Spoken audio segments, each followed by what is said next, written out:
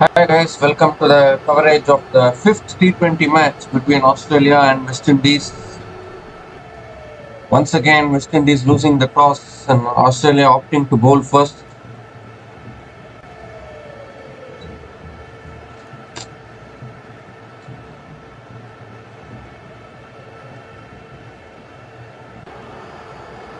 And again, Shai Hope and Brandon King are going to be opening the batting for West Indies.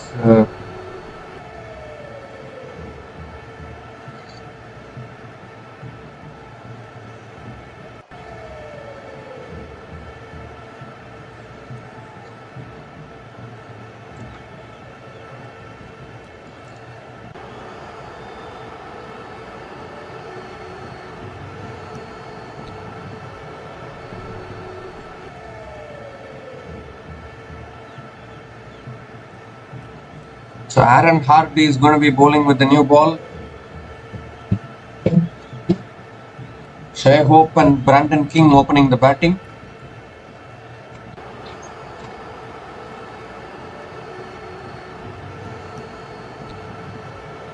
And once again, West Indies will have to post a big score here.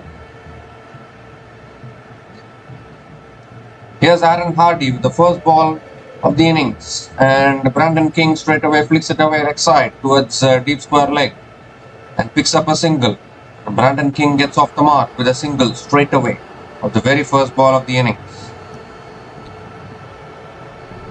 and gives the strike to Shai Hope. Shai Hope has been in really good form in this series, has scored a century as well in the series for West Indies. But it is just that West Indies need to keep posting those big scores because their bowling has been struggling throughout this series. It's back of the line, defended straight to point, and this time it's a dot ball.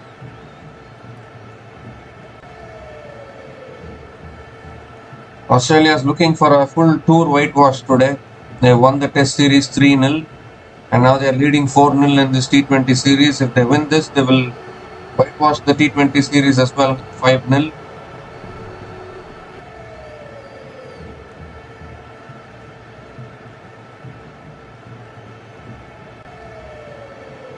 And it's driven again by Shai Hope straight to covers.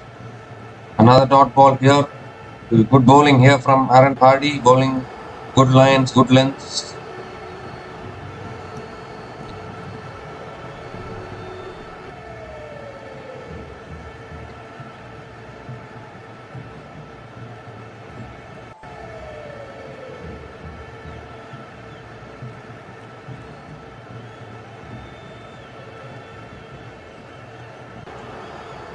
And that's punched again by Shai Hope. It's gone through the gap. And there is a fielder at deep extra cover, so it will only be a single. And Shai Hope is also off the mark with a single.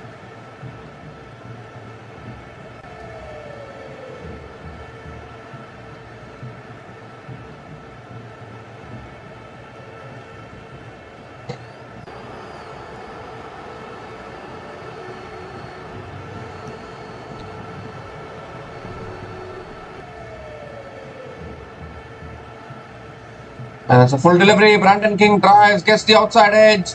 It goes over short third man, and the ball races away for 4. So the first boundary of the match, first boundary for Brandon King. It comes on the thick outside edge, but they will take it.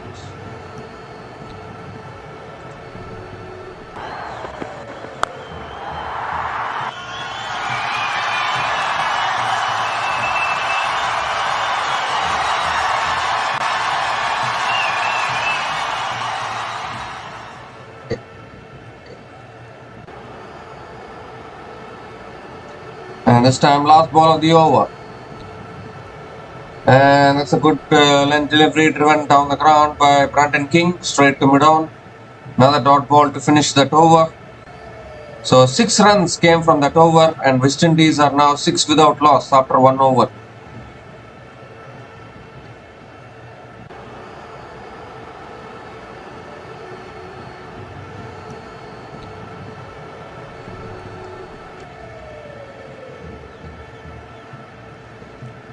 So Australia have made two changes. Tim David is back. Ben Dwarshuis is back. And as far as the West Indies is concerned, Rahman Powell got injured, so Kesey Carty came in. And they also have brought back Alzari Joseph. Ben Dwarshuis now is continuing. I mean, he's going to be bowling the second over. And straight away smashed through the onside for 4 by Shai Hope. It was a back of the length delivery. And Shai Hope just punished it. What a way to start the over for the West Indies. First boundary for Shai Hope as well.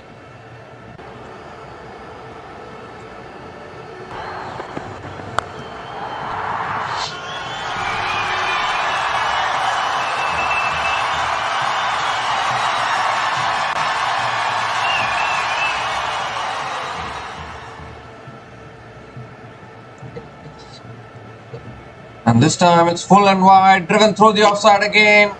Towards deep extra covers for another boundary. Back-to-back boundaries to start this over for Shai Hope. And straight away putting Dwarshuis under pressure.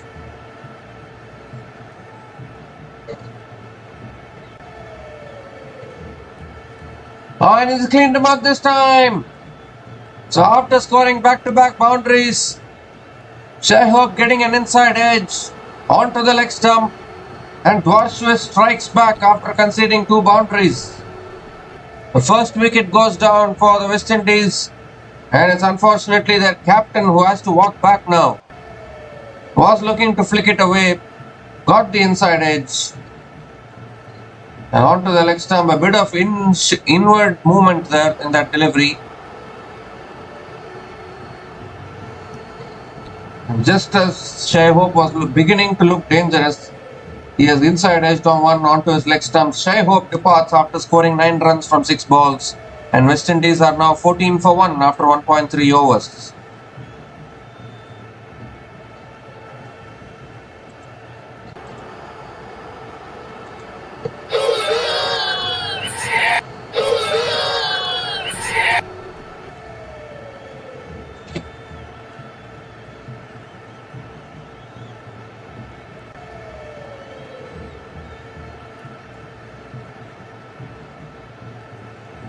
So the new batter to the crease now for the West Indies is Kesey Carty.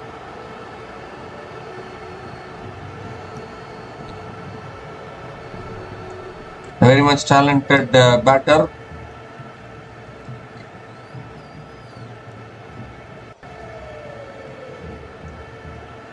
But what a comeback from Dwarshuis. And this time he bowls a full delivery driven by Kesey Carty straight to covers. A dot ball here.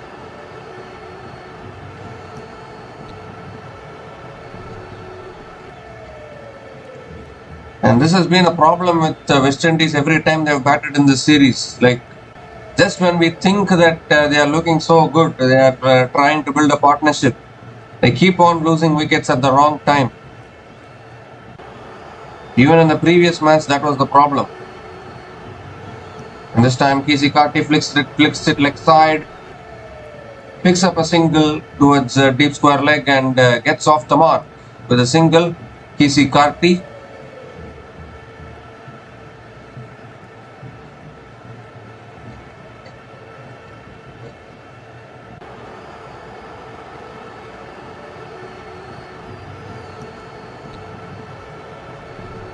One more delivery left in this over. Brandon King is on strike.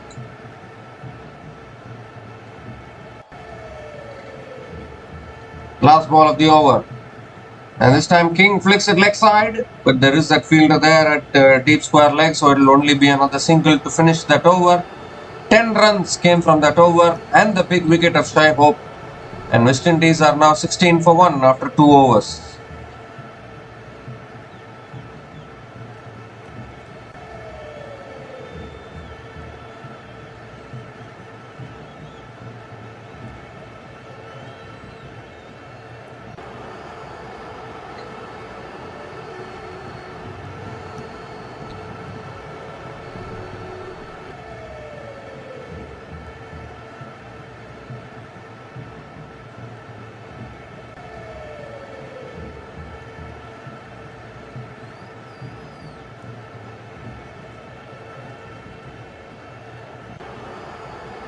And Aaron Hardy now has come back into the attack. He's continuing in the attack into his second over, and straight away Brandon King hits it in the air, straight to mid-on, and the catch is put down as it.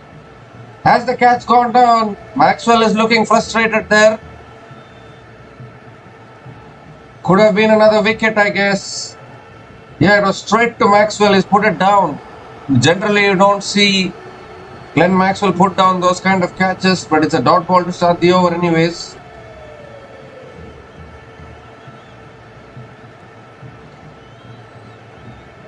That was a simple dolly put down by Glenn Maxwell. And this time, Brandon King cuts it straight to covers. It's another dot ball, back-to-back dot balls to start the over.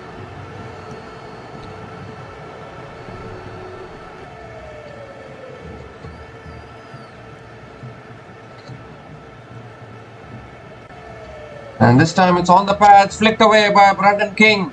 Goes past mid-wicket and into the boundary for 4. So this is exactly what happens when you put down a catch. The batters will make you pay. The second boundary in this innings for Brandon King.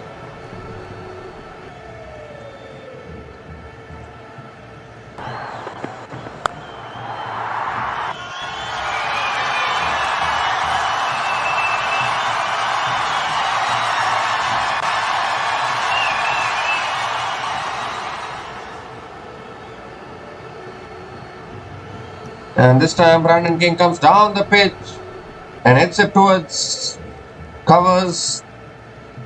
A slight fumble, I think, from the fielder, so allows the single. And gives the strike to Kesey Karti.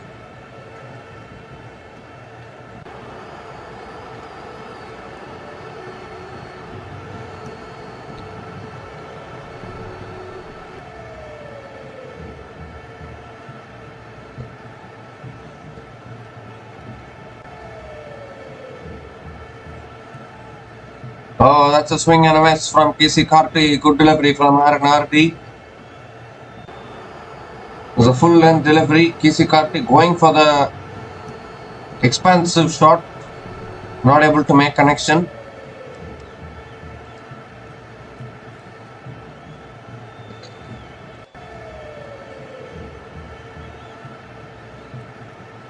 One more delivery left in this over.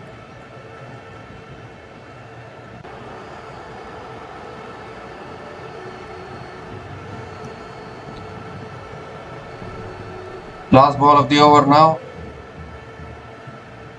Oh, is looking to drive again, but missing it again. Another dot ball to finish that over. Just 5 runs came from that over, and West Indies are now 21 for 1 after 3 overs.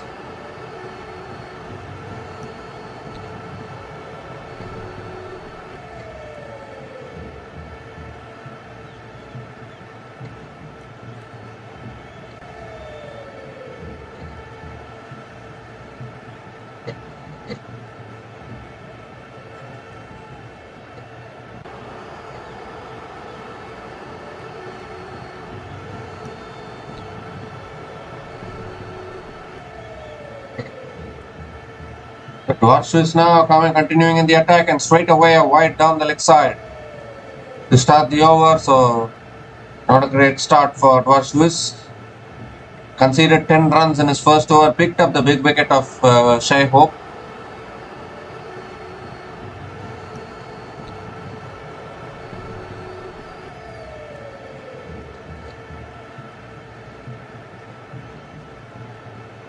And this time it's pulled away by Brandon King, but straight to mid-wicket, and another wicket goes down. Once again, pulling it straight into the hands of the mid-wicket fielder.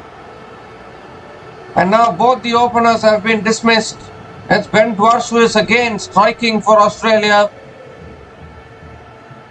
It was short of a length. Brandon King could have pulled it anywhere, but he's pulled it straight into the hands of the mid-wicket fielder.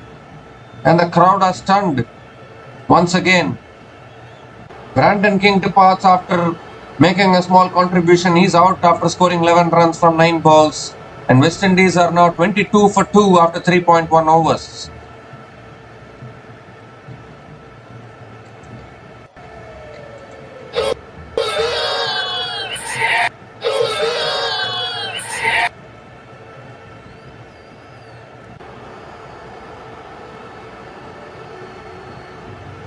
So this is a rare occasion where both the openers of the West Indies have been dismissed cheaply here in this series. And now the middle order has to do the major contribution. The middle order has to do the bulk of the contribution now for the West Indies in this innings. The new batter to the crease now is Sharfin Rutherford. Very much capable batter. But he needs to anchor this innings and take it deep.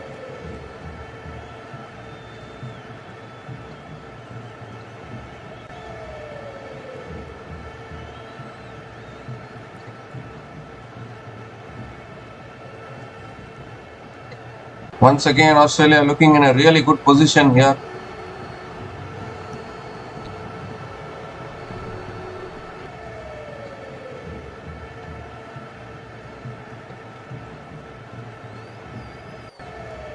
So here we go. Sharfin Rutherford on strike. And Rutherford looking to flick it away. Getting hit on the pads. The dot ball to start the over. Dot ball to start for Sharfin Rutherford.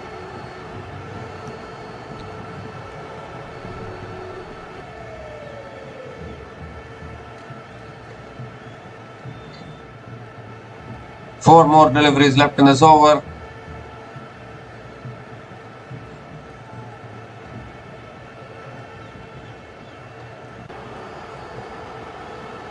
And this time Rutherford punches it through the offside and picks up another single and gets off the mark with a single. Gives a strike to Kesey Carty.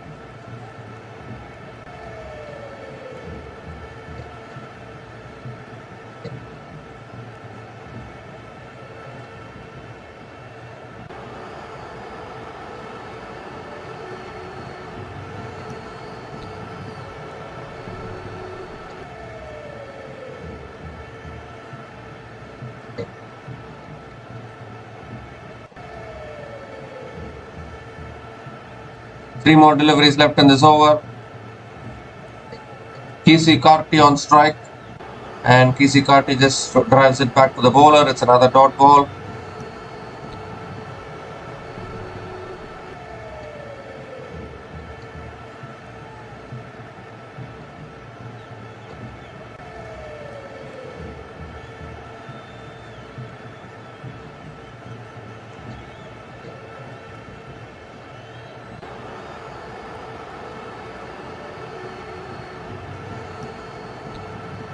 And Kesey Carty this time moves across, cuts it again straight to covers. Another dot ball. This is an excellent over from Ben Dwarshuis so far. Just 2 runs have come from this over. And he's also picked up another big wicket of Brandon King in this over.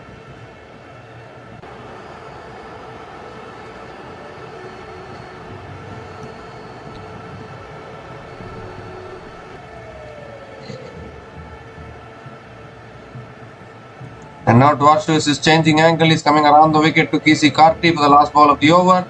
And Kesey Carty looking to pull it away. But he gets hit on the thighs. And it will be another dot to finish that over.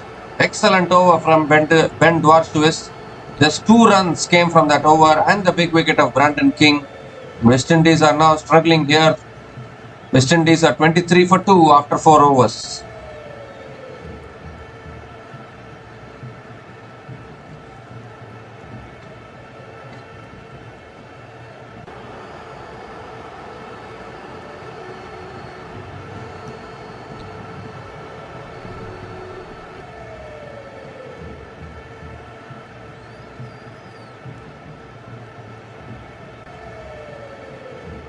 Aaron Hardy now continuing into his 3rd over, and straight away Rutherford drives through the offside, and a misfield in the deep allows the boundary. So first boundary for Sharfin Rutherford. A nice way to start this over for the West Indies.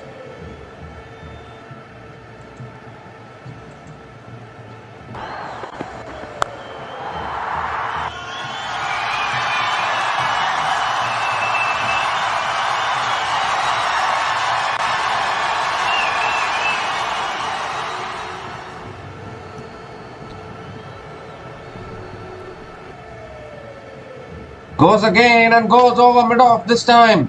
And into the boundary for 4. Back-to-back boundaries from Sharfin Rutherford to start this over. Full length delivery once again from Aaron Hardy. And Rutherford went over the top of mid-off. So back-to-back boundaries here.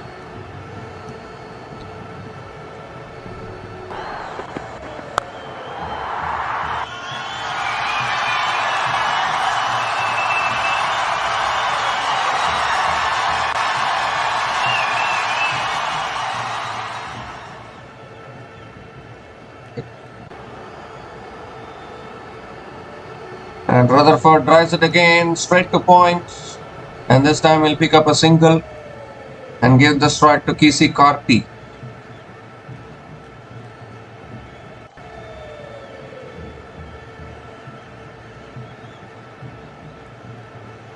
So 9 runs from this over already, still 3 balls left. I'm sure Rutherford is going to be the main aggressor in this partnership for the West Indies.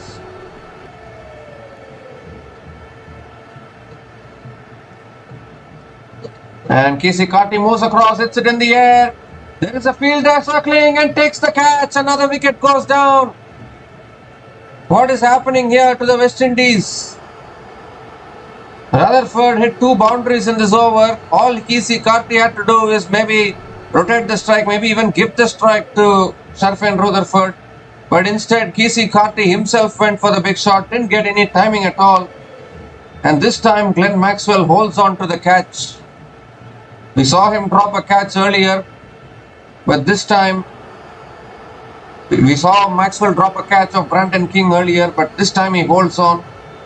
He holds on to the catch of Kesey Carty, and Kesey Carty departs after scoring just 1 run from 8 balls. And West Indies are now 32 for 3 after 4.4 overs.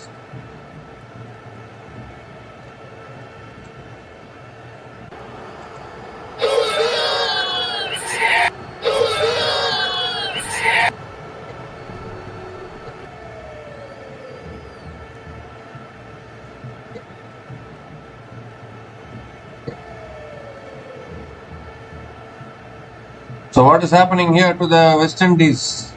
Shimron Hetmeyer is the new batter to the crease.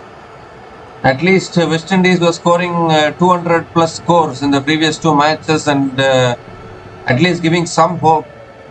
But if they are going to score less than 200 today, then definitely it will be an even tougher task to defend those totals.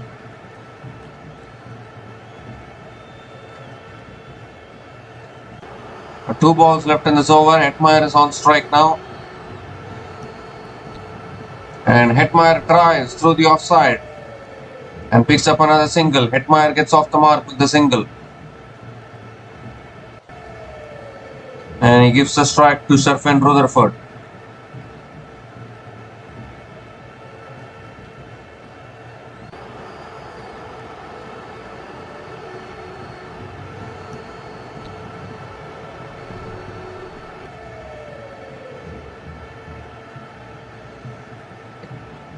Last ball of the over. Rutherford goes over mid-on and another boundary to finish that over. Clean hit again from Rutherford over mid-on. He has scored 3 boundaries in this over.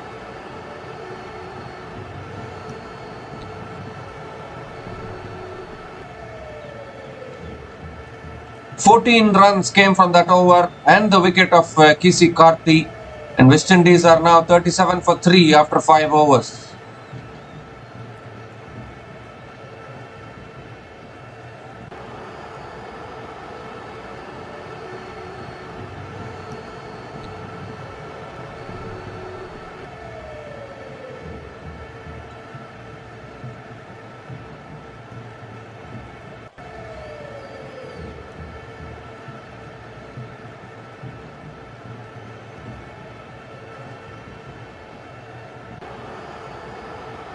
Another bowling change here. Sean Abbott has been brought into the attack now. The new bowler into the attack for Australia. Shimron Hetmeyer is on strike. And straight away Hetmeyer punches it through the offside and picks up another single. Gives a strike to Sharfin Rutherford.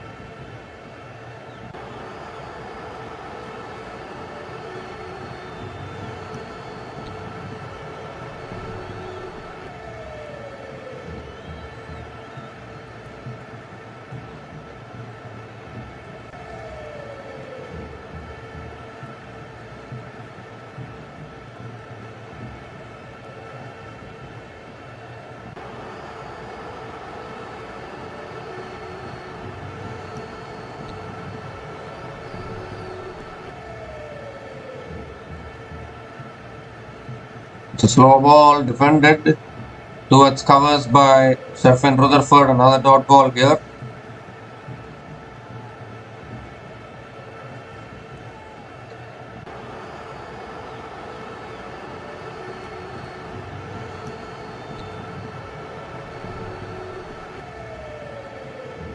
So good start to the over from Aaron Hardy.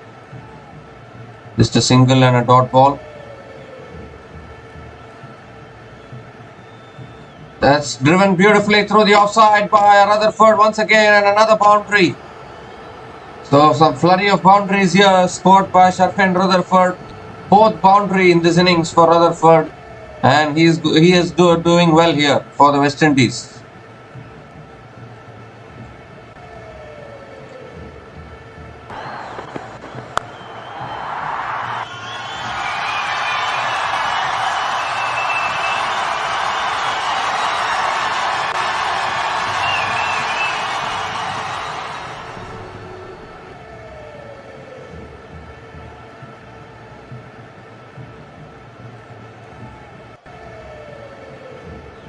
And this time he goes again, heaves it away, but straight to mid-wicket this time.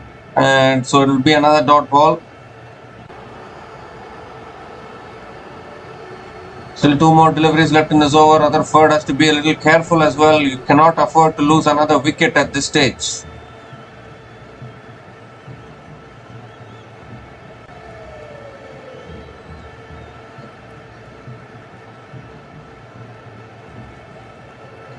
That's a slow ball, lifted over covers by Sherfin Rutherford all the way for 6. That is a magnificent shot over extra covers. Was a slow ball from Sean Abbott. Right in the slot for Rutherford, and Rutherford has nailed it over extra covers all the way for 6. First 6 in this innings and first 6 for Sherfin Rutherford as well.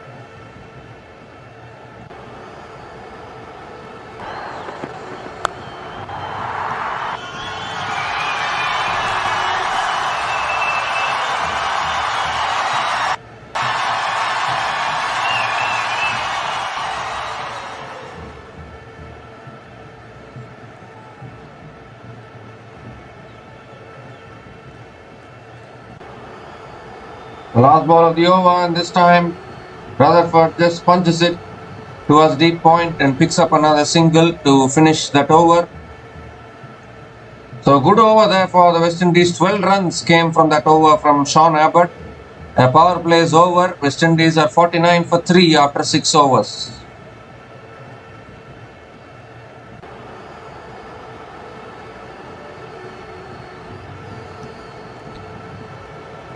So Sean Abbott has been expensive in the last few matches, and again he has started expensive here. First over he has conceded, in his first over he has conceded 12 runs, Sean Abbott. So he needs to look after that.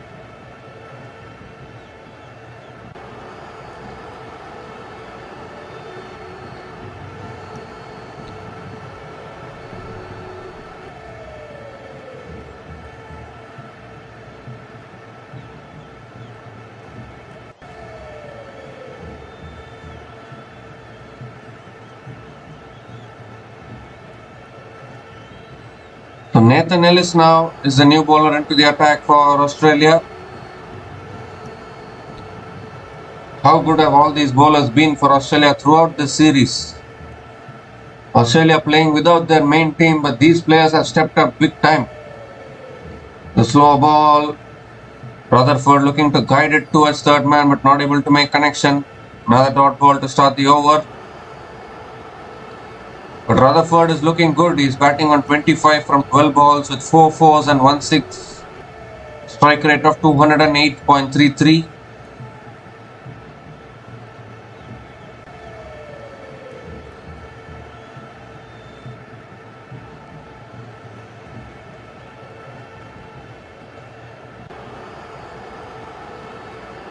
And this time Rutherford just guides it away towards third man into the boundary for another 4. Fifth boundary in this innings for Sherfin Rutherford, and with that boundary the 50 comes up for the West Indies. 50 comes up in 6.2 overs, and West Indies are now 53 for 3 after 6.2 overs.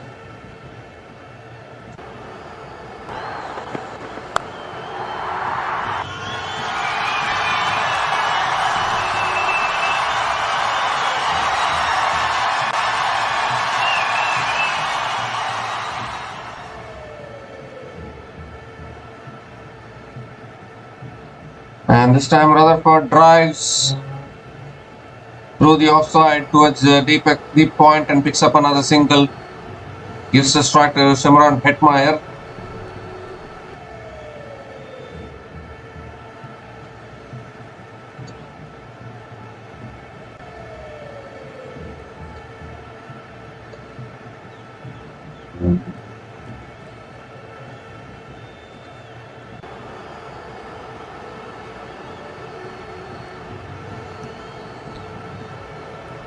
Hetmeyer drives, goes past point, and it's going towards deep point as well. Good fielding at deep point. Another couple of runs for Simran Hetmeyer, and he will keep the strike. Still 2 balls left in this over.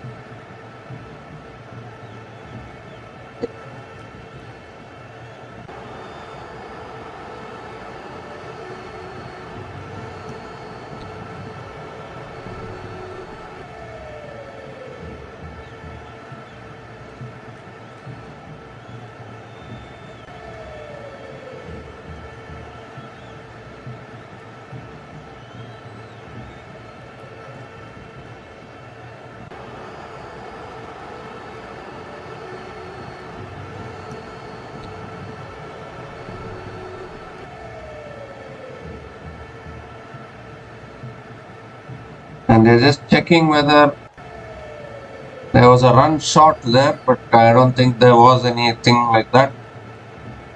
So a couple of runs it is, and Simran Hetmeyer is on strike. 2 more deliveries left in this over.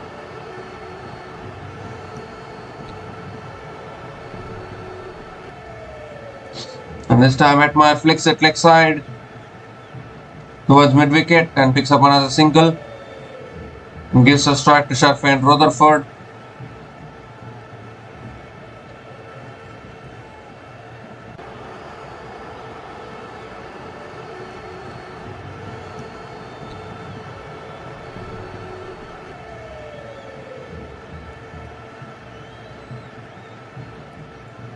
One more delivery left in this over. Rutherford, what is he going to do?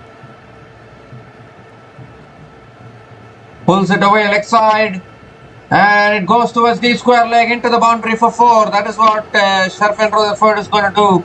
He asked what he's going to do. Is it a boundary to finish that over? So second boundary in that over. 12 runs came from that over, and West Indies are now 61 for 3 after 7 overs.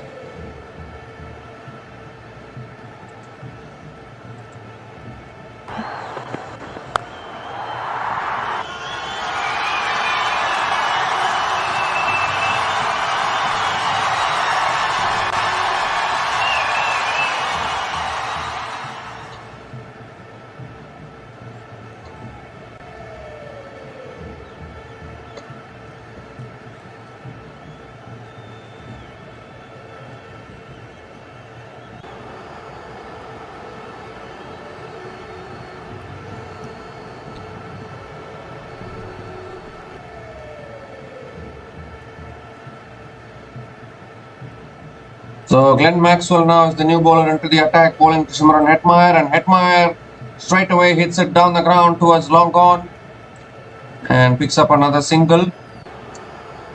Gives a strike to Sharfain Rutherford.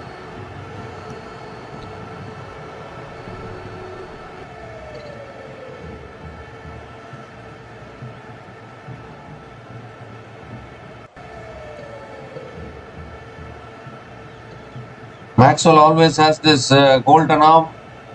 Every time he comes into the attack, anything can happen. Even a wicket can fall. Rutherford hits it down the ground. 1 bounce to long off. Another single.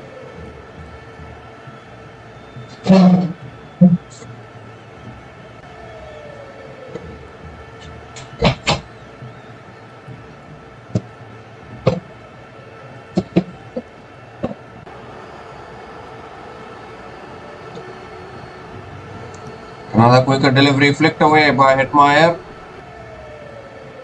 and he also picks up another single.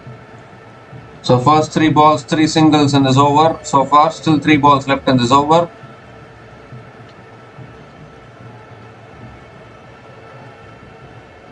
Leg by single has been given.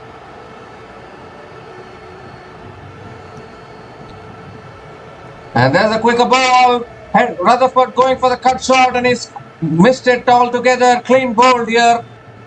The first wicket for Glenn Maxwell, and this is exactly what we were saying. That Glenn Maxwell is kind of a golden arm. Whenever he comes into the attack, he can even pick up a wicket. He's done it again.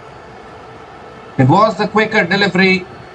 Rutherford looking to give himself room and cut it away, but couldn't make connection. Middle stump getting pegged back there, and Maxwell knows it's a big wicket actually. So once again, another West Indies batter getting a start, looking good and then getting out. Sharfin Rutherford departs after playing a good knock, after scoring 35 runs from 17 balls, and West Indies are now 64 for 4 after 7.4 overs.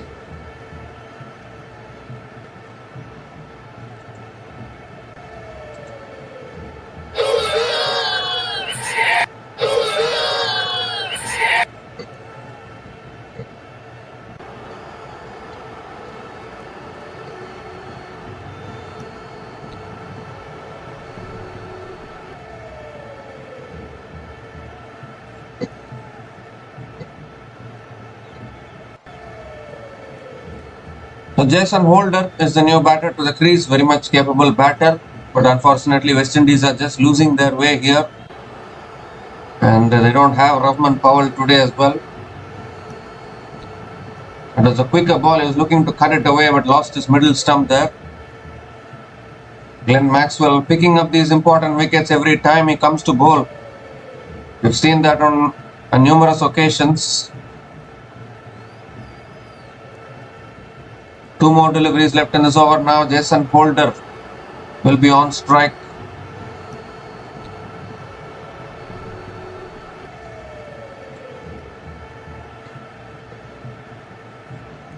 And that's a good length delivery, defended towards covers. Another dot ball.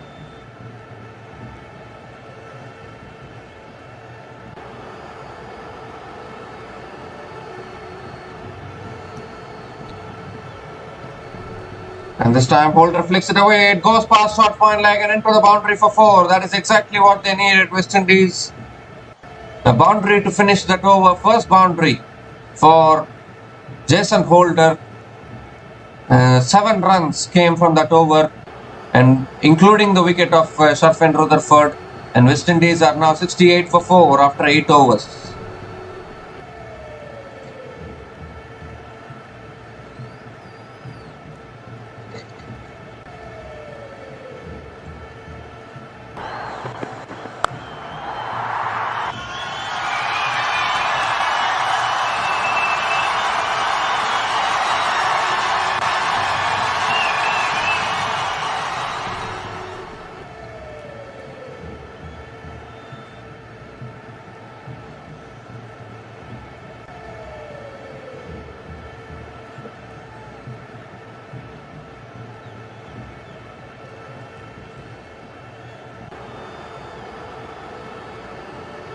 Well, Sean Abbott has been brought back into the attack, was expensive in his first over, conceded 12 runs in his first over. He's back into the attack now.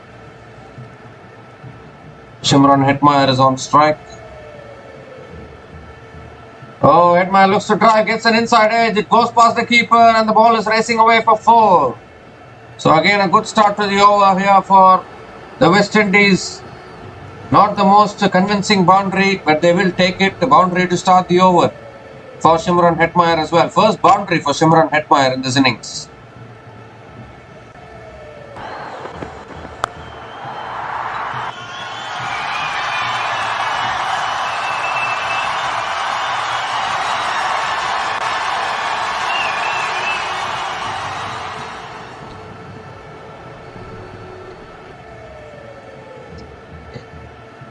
And this time Shimron Hetmeyer cuts it away towards deep point and picks up another single and gives a strike to Jason Holder.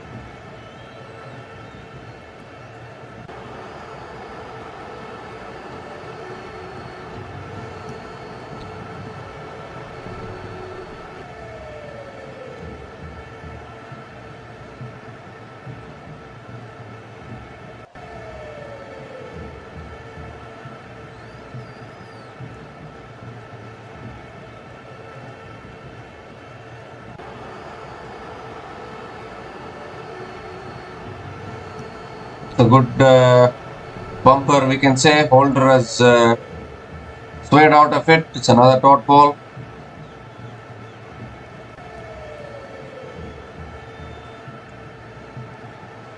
So Australia are looking for a tour whitewash here by winning this. They won the Test series 3-0, and now they are very close to winning the T20 series 5-0 as well. And it has been a really sorry performance from the West Indies throughout this tour against Australia.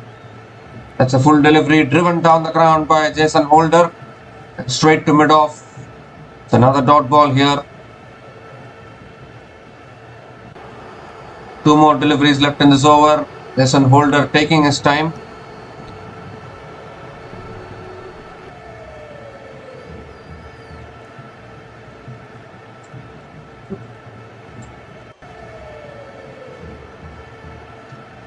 That's a short ball pulled away by Jason Holder towards deep mid wicket and picks up another single.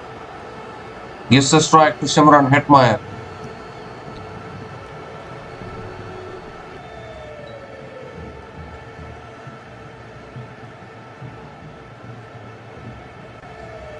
So 6 runs have come from this over. Still 1 ball left, and it's going to be Shimron Hetmyer on strike.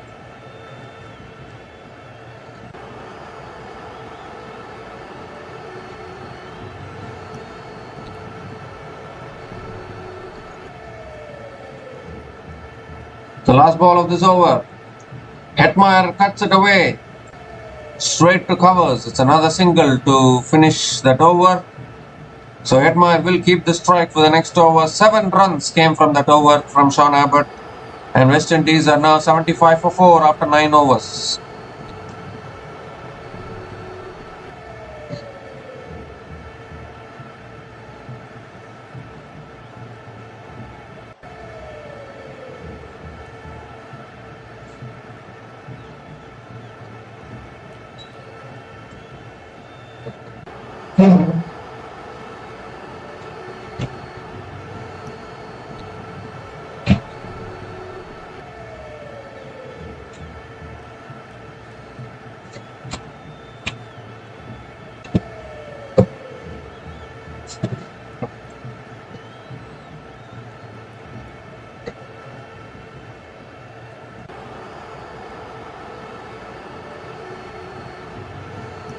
The new bowler now into the attack for Australia is Adam Zampa. He's into his first over. Hetmyer is on strike. And straight away Hetmyer pulls it leg side, but straight to short fine leg. A dot ball to start this over. Not the most ideal delivery from Adam Zampa to start this over, but it'll take the dot ball. Second ball, and this time Hetmyer goes for the slot sweep, connects it cleanly, yes! Just over deep mid wicket, all the way for 6. Just the second 6 of the innings, and it comes off the bat of Shimron Hetmyer. First 6 for Shimron Hetmyer in this innings though.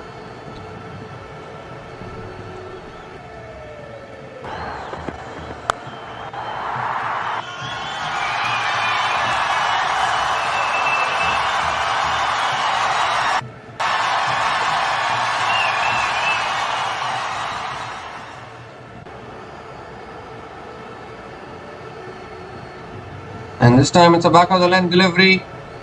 Hetmyer flicks it away leg side towards deep mid wicket and picks up another single. Gives a strike to Jason Holder. Or in fact, Hetmyer picks up a couple of runs. Good running between the wickets. So Shimron Hetmyer will keep the strike. That's very good running between the wickets. Converted the single into a double.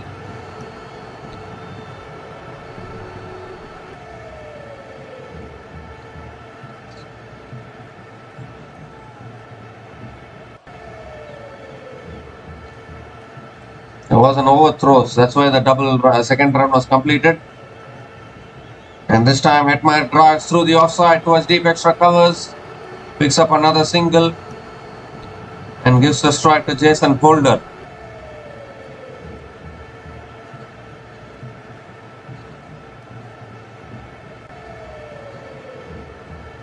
So Adam Zampa has completed playing 100 T20 matches. Definitely a huge achievement for him.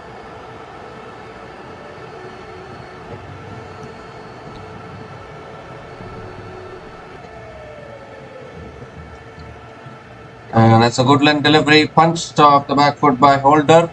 Straight to covers. Another dot ball here.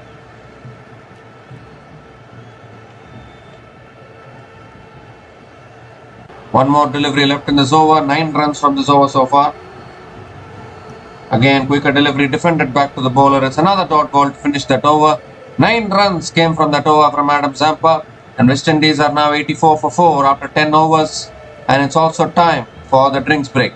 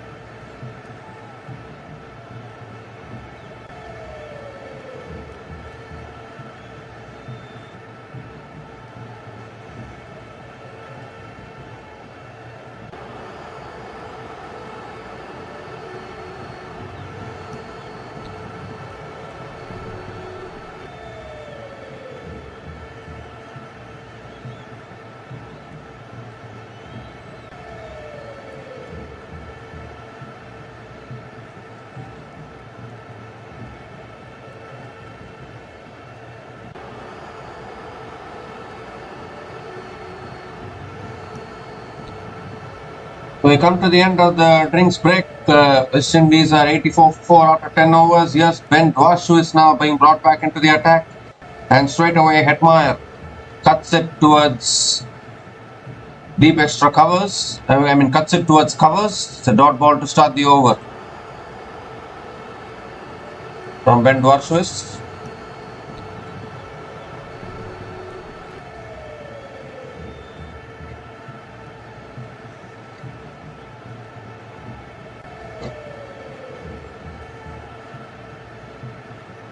It's a full ball, flicked away by Hetmeyer towards long on, picks up another single and gives the strike to Jason Holder. Looks like a partnership is building up between these two batters.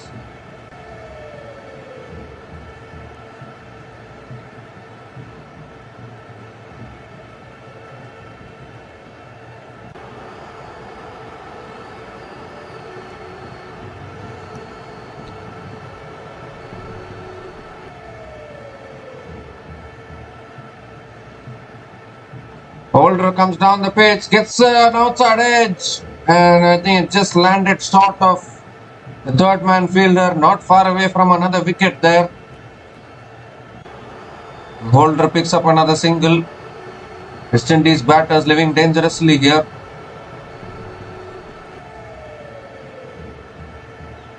It was a good effort by the deep third man fielder, but just couldn't get to hit. Couldn't hang on to it. And it fell just short of that third man fielder, so another single got completed. And this time Hetmeyer swings leg side. Has he got enough? Yes, he has. It's gone all the way for 6. Much needed 6 for the West Indies. Second 6 in this innings for Shimron Hetmeyer. And just the third 6 of this innings for the West Indies.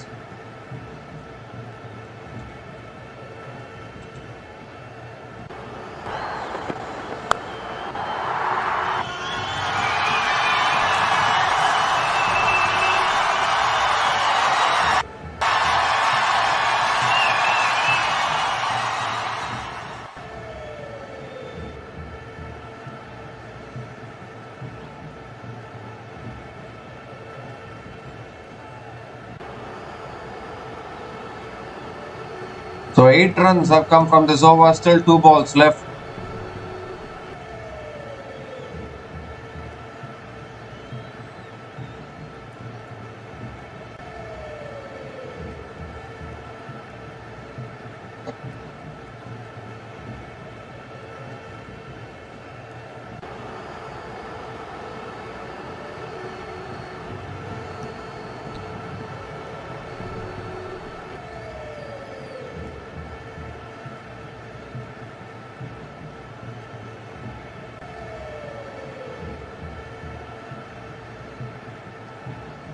That's a full delivery driven down the ground by Hetmeyer towards long on. And it's a good fielding at long on. Only will only be a single for Hetmeyer. And gives a strike to Jason Holder. 9 runs have come from this over, still 1 ball left.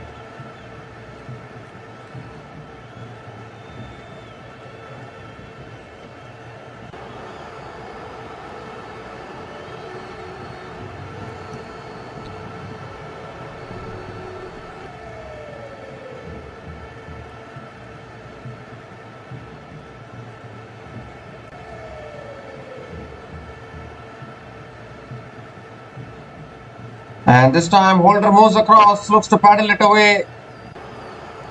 And he paddles it towards deep fine leg.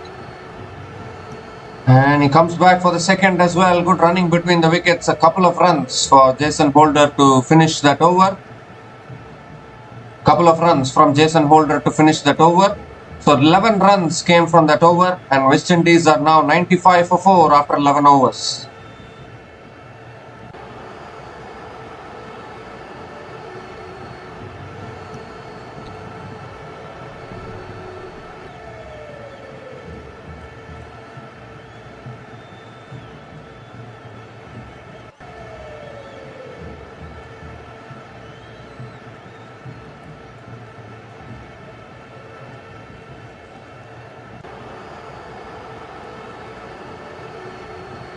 So Aaron Hardy now has been brought back into the attack. He's into his last over. Shimron Hetmeyer is on strike. 9 overs left in this innings. And that's left alone by Hetmeyer, but the umpire doesn't give it as a wide. He's given it as a dot ball. So a dot ball to start the over. It was just inside the wide line, I guess, and Hetmeyer should have got back to it, but instead he left it alone. So it's a dot ball to start the over.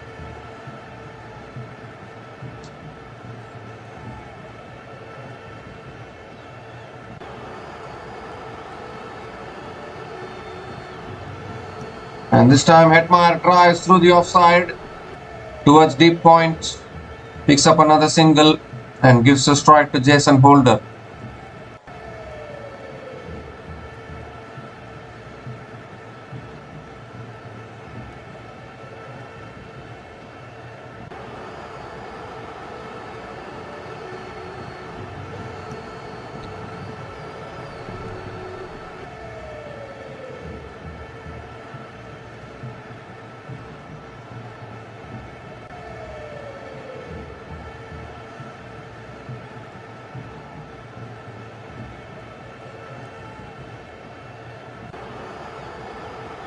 And Holder comes down the pitch, hits it down the ground, and it's all the way for 6. What a shot that is from Jason Holder. Clean shot down the ground from Jason Holder. First 6 for Jason Holder in this innings.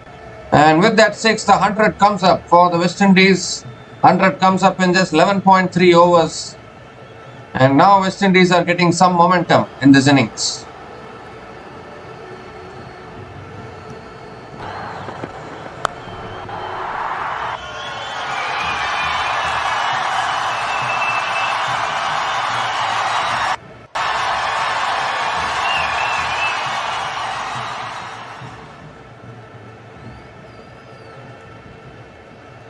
And he advances again, gets an inside edge, does it? Inside edge or outside edge, I'm not so sure, but it goes past the keeper into the boundary again. Or maybe we can call it as an under edge. But he somehow managed to get it past the keeper and into the boundary for 4. So 6 followed by a 4 here for Jason Holder with 2 balls left in this over.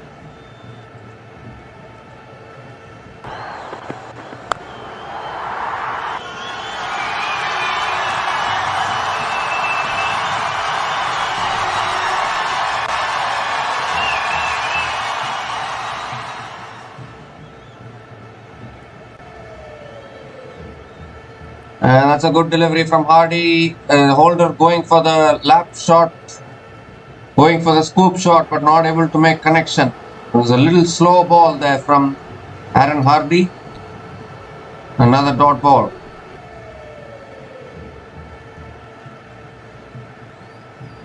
So one more delivery left in this over. 11 runs have come from this over so far.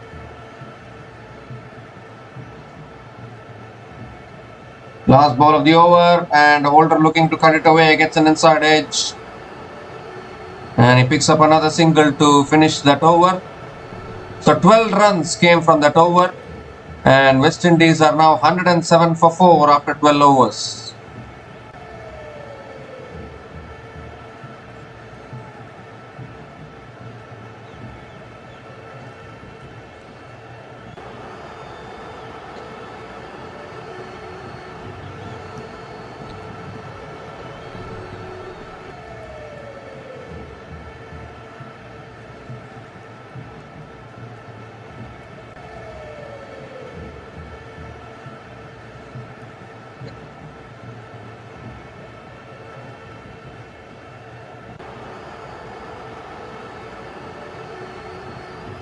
I don't know who has been brought into the attack, but there's a full toss. It's driven through the offside by Hetmeyer. And that is really good fielding at deep extra covers. And another couple of runs for Shimron Hetmeyer to start the over. They have still not displayed the bowler name. They just started bowling.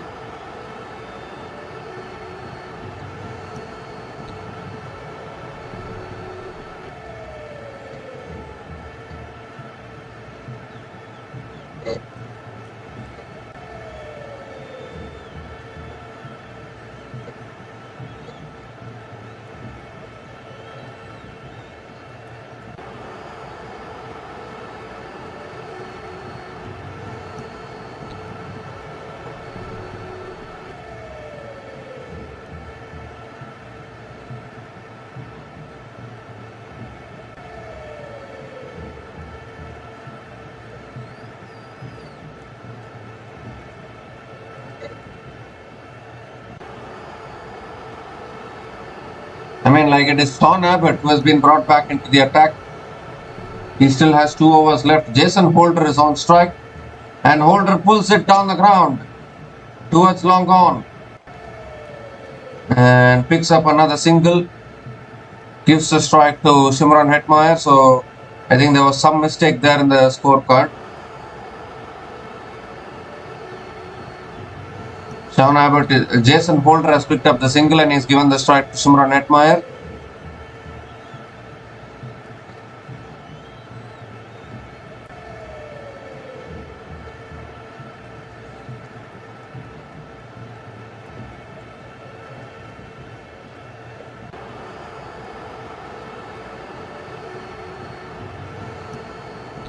Abbott now coming around the wicket to Hetmeyer. Hetmeyer pulls it away towards deep mid wicket and picks up another single. Gives the strike to Jason Holder.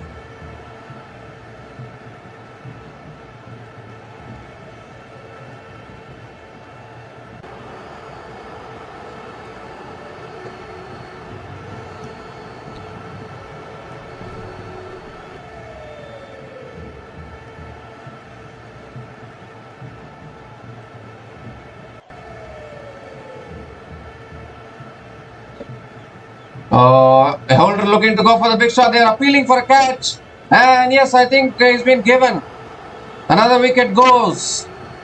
Holder was looking to drive. I think he's got the outside edge. He was looking to drive on the up, go over the top. He's got the outside edge and a very good catch by the wicket keeper. And Sean Abbott strikes here for Australia. It was a back of the length delivery. Holder was looking to hit a back of the length delivery over the top. That is never easy to do. He has got the thin outside edge. And Josh Inglis making no mistake behind the stumps. So Jason Holder departs after scoring 20 runs from 14 balls. And West Indies are now Nelson for 5. 111 for 5 after 12.3 overs. And as people say, Nelson has struck once again for Australia.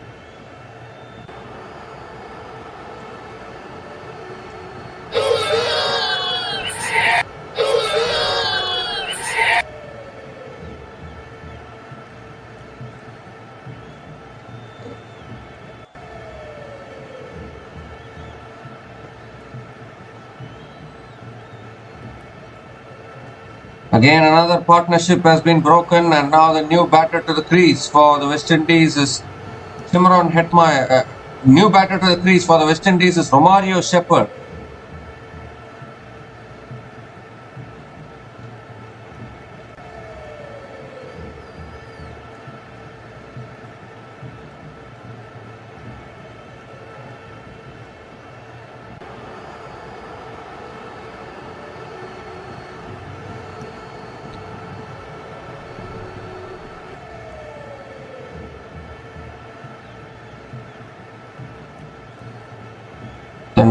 So Romario Shepherd is the new batter to the crease for the West Indies, and he's batting along with Shimron Hetmeyer now. Not much batting left after this. Only Akil Hossain still left to come after this of the recognized batters. The 3 balls left in this over from Abbott, and straight away a bouncer there. That's a good bumper there to start from Sean Abbott. Another dot ball here. I mean, you need to be careful against Sean Abbott's bouncers in particular. I mean, some of the viewers might be knowing why I'm telling that, but yeah, that was a good bumper. I think Shepherd got hit on his helmet there, so another dot ball. So 2 more deliveries left in this over now.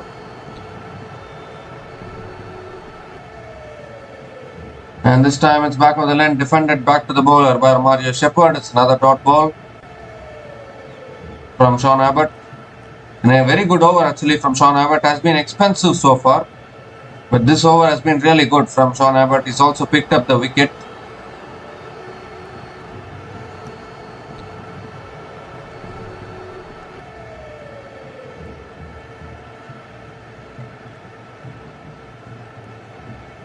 The last ball of the over here from Sean Abbott. And again, nicely left alone by Romario Shepherd. It's another dot ball to finish that over. So just 2 runs came from that over and the wicket of Jason Holder. And West Indies are now Nelson for 5 after 13 overs. 111 for 5 after 13 overs.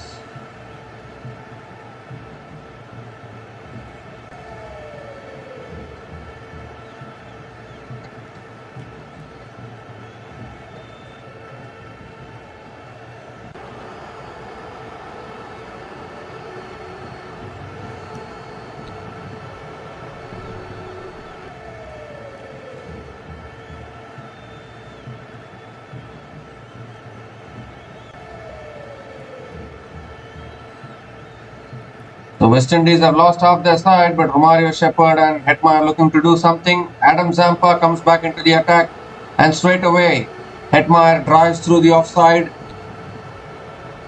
and picks up a single to start the over, gives a strike to Romario Shepherd.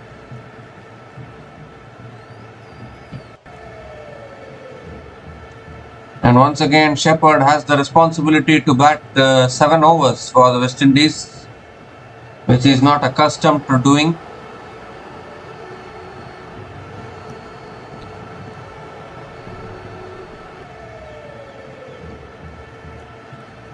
And this time Shepherd hits it down the ground to long on, picks up another single and gives a strike to Shimron Hetmeyer.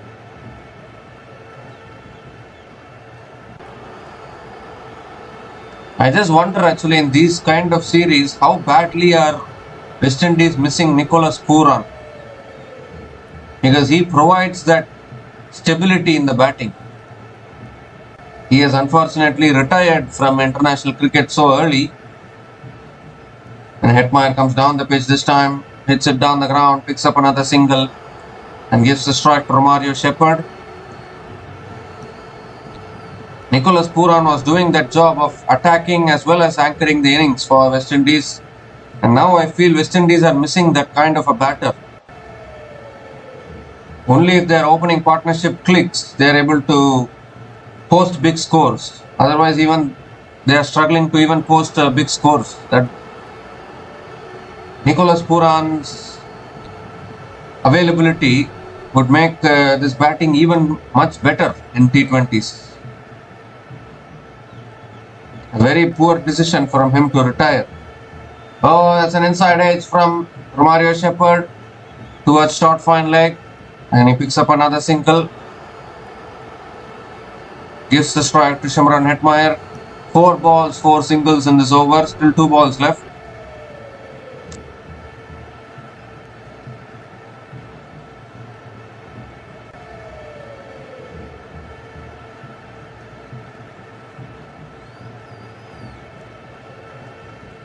Now Hetmeyer comes down the pitch looking to cut it away. I think he's got an under edge there towards short third man. Picks up another single and gives the strike to Romario Shepherd.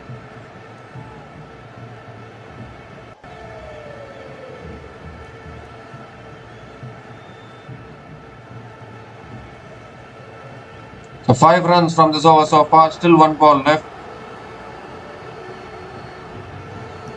And that's another full delivery driven down the ground by Shepherd, straight to mid-off. Another dot ball to finish that over. Just 5 runs came from that over. And West Indies are now 116 for 5 after 14 overs.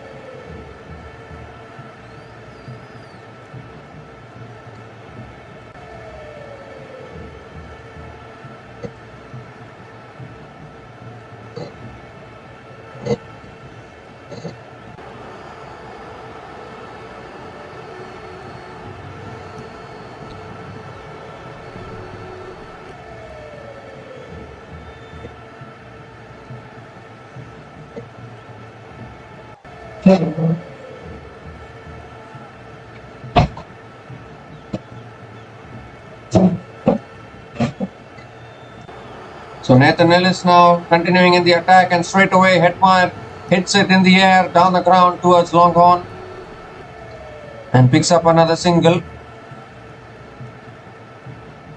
Gives a strike to Romario Shepherd.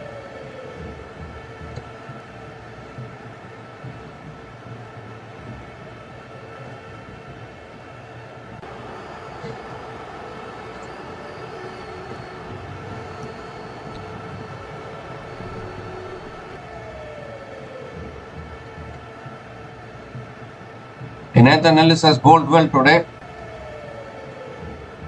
Shepherd, he hits it in the air. Has he got enough on it? Yes, he has. It's gone all the way for 6 over deep square leg. Finally, Shepherd connecting one cleanly all the way for 6. First 6 for Mario Shepherd in this innings, and probably first of many more to come in this innings.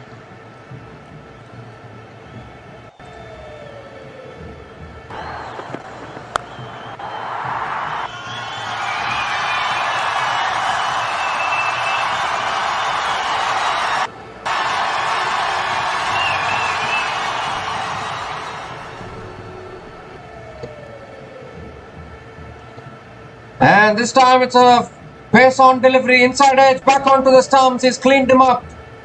Oh dear, oh dear. What a comeback from Nathan Ellis. It was a pace on delivery. Shepherd looked to go again, but this time his inside edge did back onto the stumps. Or did it even hit the bat? I think it's gone through him. Through him and onto the off stump. I thought it got some bat on it. But he's gone straight through Romario Shepherd here. And Nathan Ellis striking. Nathan Ellis, he picks up his first wicket of the day. Romario Shepherd departs after scoring a run ball lead. And West Indies are now 123 for 6 after 14.3 overs.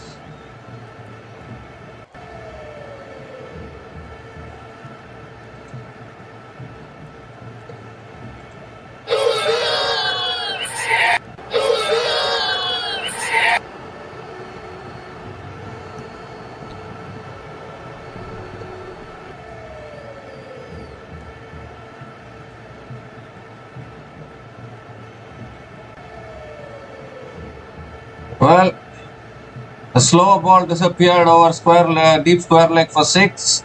Very next ball, pace on delivery, and Shepherd missed it altogether. And he has also been dismissed. And now the new batter to the crease for the West Indies is Matthew Ford. And we are going into the bowlers here slowly and surely. Of course, Akil Hussain still left to come after this. He can also bat. They are running out of gas here. West Indies, 3 balls left in this over. And that's defended straight to point. Little fumble at point, but they won't take the single. It's a dot ball here.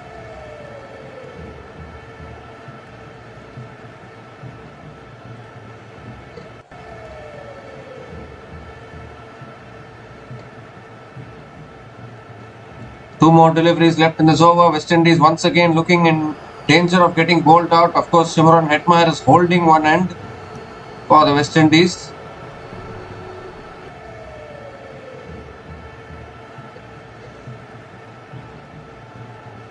And that's cut away by Matthew Ford. Goes past point and into the boundary for 4.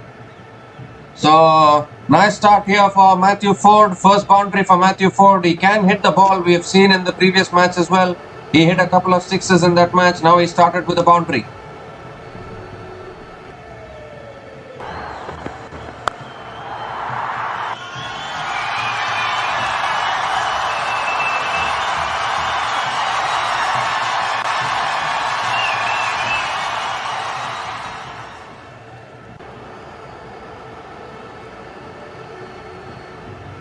So 1 ball left in this over. And this time Matthew Ford defends towards the offside and picks up another single to finish that over. 12 runs came from that over and the big wicket of Romario Shepherd. And West Indies are now 128 for 6 after 15 overs.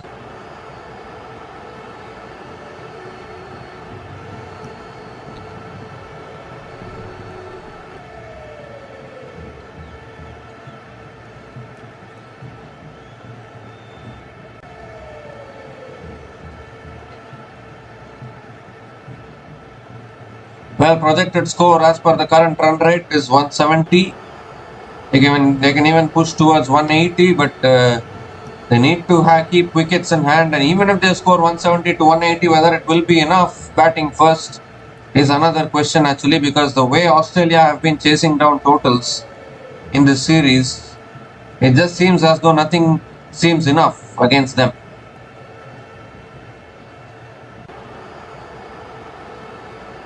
because even West Indies bowling has been struggling throughout the T20 series. So here's Sean Abbott. He is continuing. He's into his last over now. And straight away Matthew Ford pulls it leg side all the way for 6 over deep square leg. Matthew Ford is enjoying himself here. A little too short there from Sean Abbott and punished by Matthew Ford. A nice way to start the over for the West Indies. First 6 for Matthew Ford in this innings.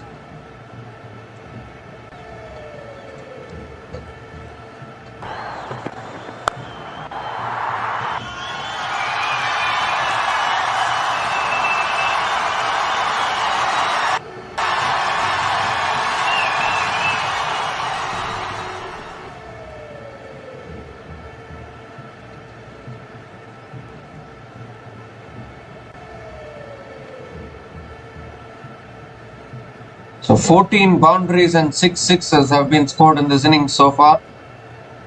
And yet West Indies are still only 134 for 6. And this time Matthew Ford punches it through the offside towards deep point and picks up another single. Gives a strike to Shimron Hetmeyer.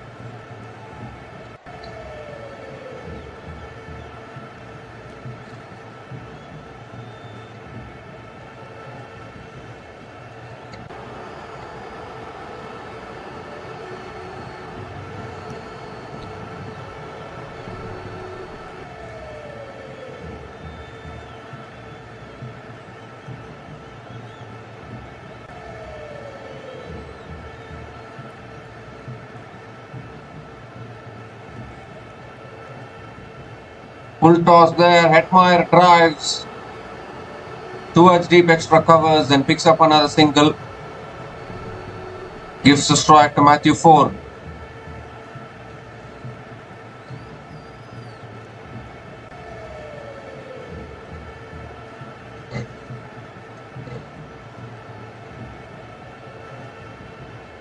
Three more deliveries left in this over. 8 runs have come from this over so far.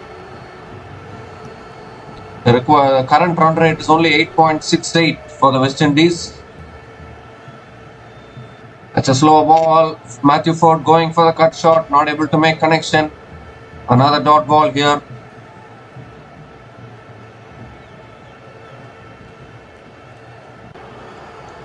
So yet another clinical performance from Australia. Simply been outstanding throughout this tour actually from Australia. And they are looking for a tour whitewash today. That's another full delivery. Matthew Ford looking to drive, getting the inside edge down the ground to long on for another single. And gives a strike to Shimron Hetmeyer.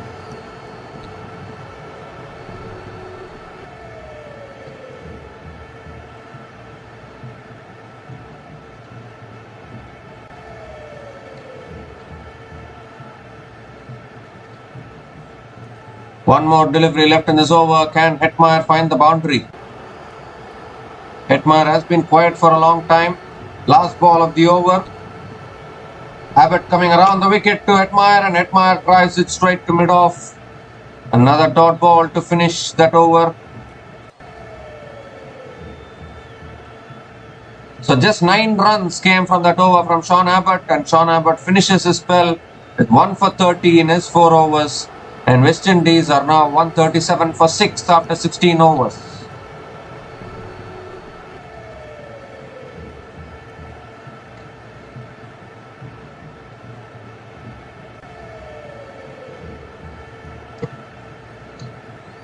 So just 4 more overs left in this innings, and West Indies unfortunately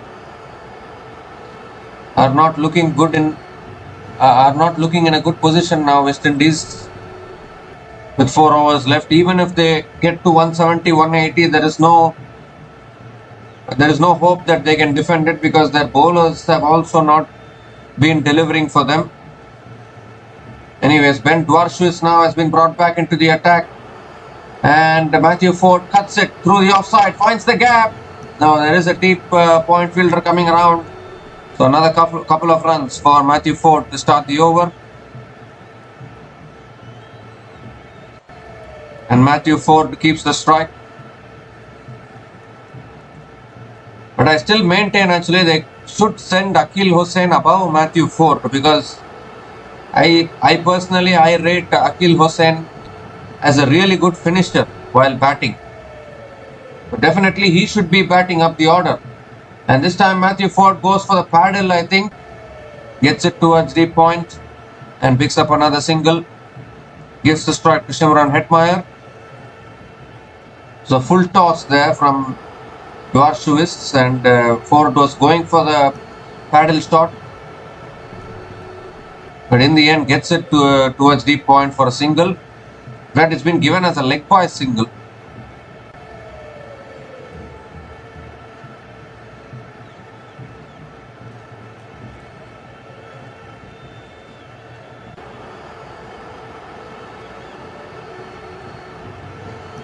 So Shimron Hetmeyer is on strike now, has been very quiet for a long time in this innings.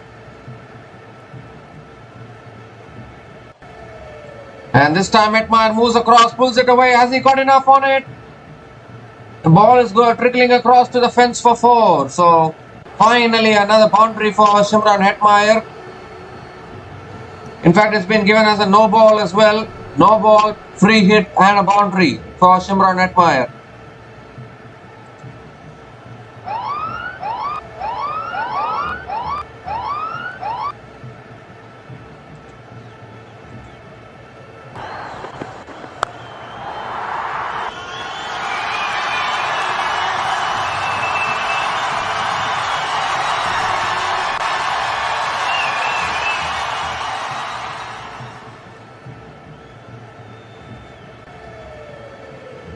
So I think that ball slipped out of the hands of Ben Dwarshuis there. That's why the no ball. Free hit delivery coming up. Full toss. He's hit it in the air again. Has he got enough? Yes, he has. All the way for 6 over deep mid wicket. And with that 6, the 150 also comes up for the West Indies. Another full toss from Ben Dwarshuis. And once again punished by Hetmeyer over deep mid wicket. The 150 comes up for West Indies in just 16.3 overs. And Shimron Hetmeyer is giving some hope for West Indies to finish well in this innings.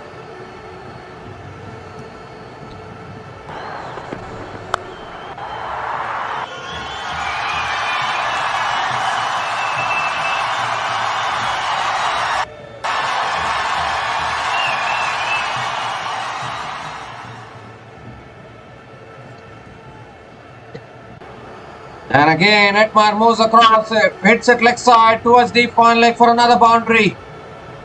So this is a huge over here for the West Indies. And with that boundary, the Shimron Hetmeyer brings up his half century as well. This has been a superb innings under pressure. Whilst wickets have been falling at the other end, Shimron Hetmeyer has taken responsibility at one end. He has scored 52 from just 30 deliveries with 3 fours and 3 sixers. At a strike rate of 173.33, and still 2 balls left in this over.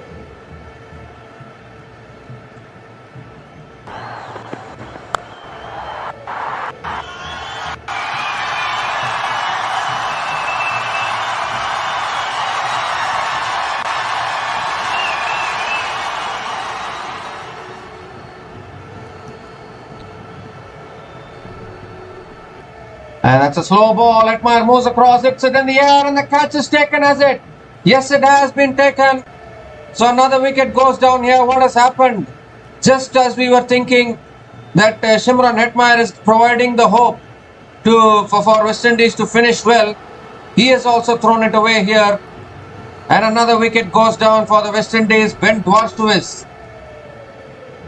Ben Dwarshuis has been expensive in this over. But now he has the last laugh as well. Shimron Hetmeyer scored a half century but has to depart. Shimron Hetmeyer is out after scoring 52 runs from 31 balls. And West Indies are now 155 for 7 after 16.5 overs.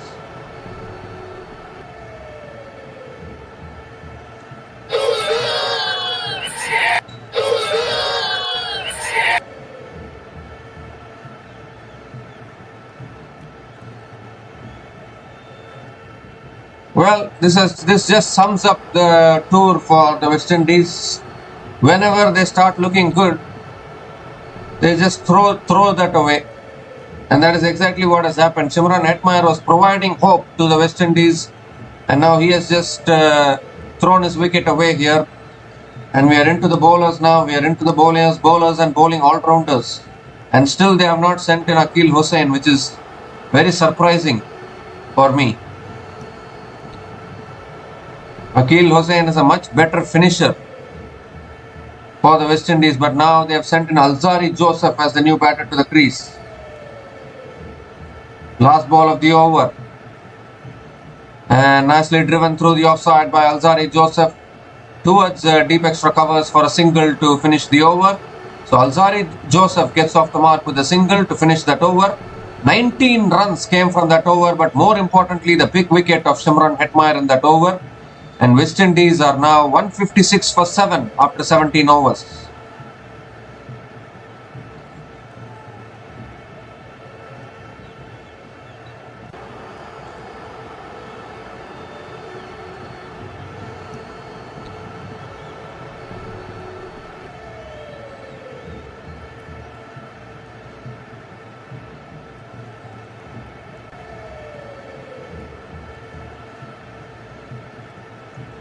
So 3 more overs left in this innings, and with 2 bowlers at the crease, very tough to expect from West Indies.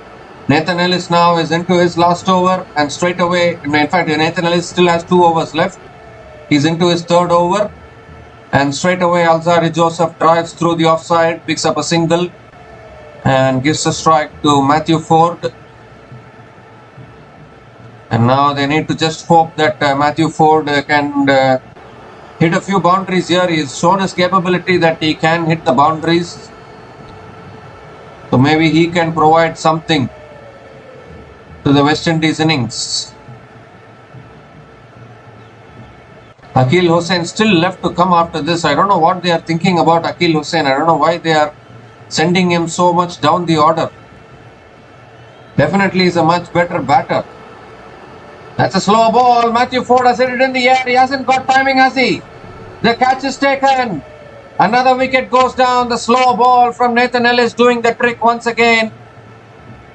Matthew Ford looking for the big shot there, getting the top edge, and a simple catch at point.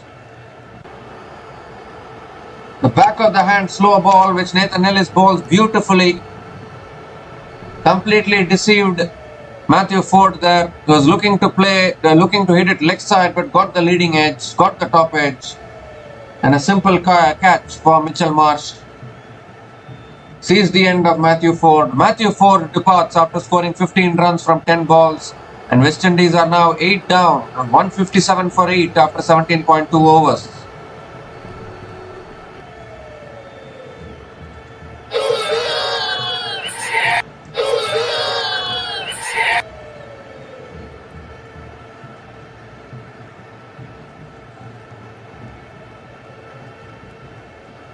Well, finally they have sent in Akeal Hosein here for batting. Akeal Hosein is the new batter to the crease, and he is a very good finisher for any team which he plays for. Can he finish this innings well? Here's Nathan Ellis bowling to Akeal Hosein, and Akeal Hosein defends it towards the offside and picks up another single. Akeal Hosein gets off the mark with a single and gives the strike to Alzari Joseph.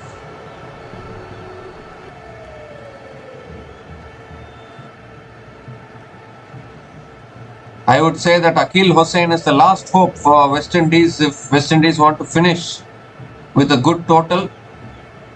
Otherwise, it's looking like it will be another easy run chase for Australia here.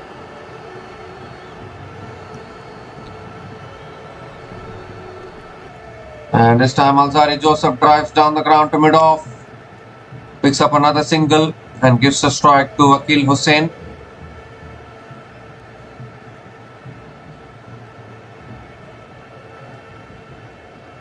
So just 3 runs have come from this over and the wicket of Matthew Ford. Of course, still 2 more deliveries left in this over. And 200 T20 wickets have been complete Nathan Ellis has completed taking 200 T20 wickets, and that is a big achievement for Nathan Ellis. Congratulations to him.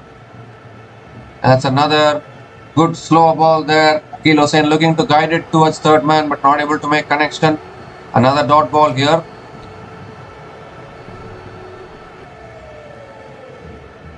One more delivery left in this over. Well, I really feel for the West Indies crowd actually. They have turned up in numbers every single match, but their team just isn't able to perform.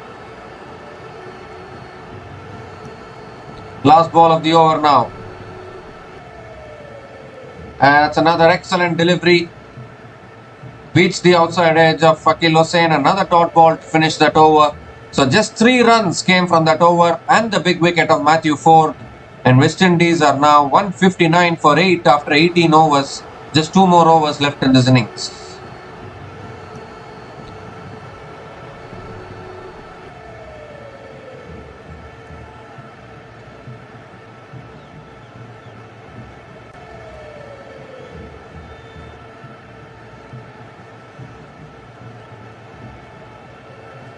So Aaron Hardy has completed his spell. Ben Dwarshuis has completed his spell. Sean Abbott has completed his spell.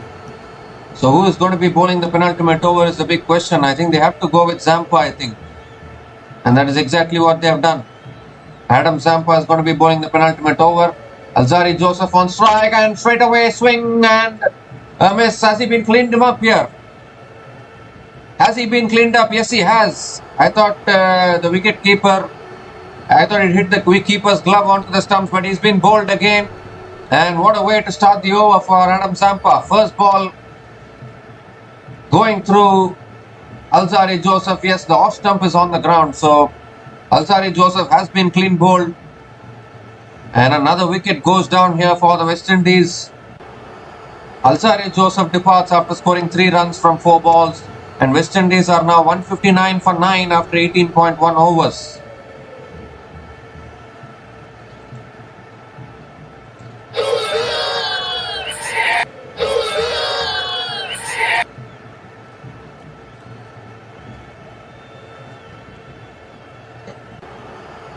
Oh my goodness, what has happened here to the West Indies? They have just fallen like anything. Adam Zampa starting the penultimate over with a wicket, and now just 1 more wicket in hand for the West Indies. Jdia Blades is the new batter to the crease for the West Indies. The last batter to the crease. And now all he has to do is just take the single and give the strike to Akeal Hosein, because Akeal Hosein is the last hope now, if West Indies want to finish anywhere close to a good total. It's a flighted delivery. Jdia Blades drives down the ground towards long off, picks up a single, and Jdia Blades is off the mark with a single. Gives the strike to Akeal Hosein.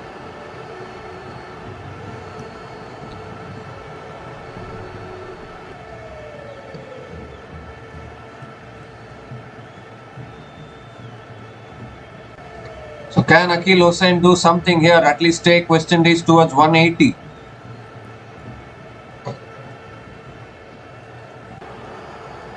Four more deliveries left in this over. Akeal Hosein moves across, smashes it, leg side towards deep mid wicket for 4. This is exactly what I'm talking about. Akeal Hosein is a much better batter. He should have come in a lot earlier.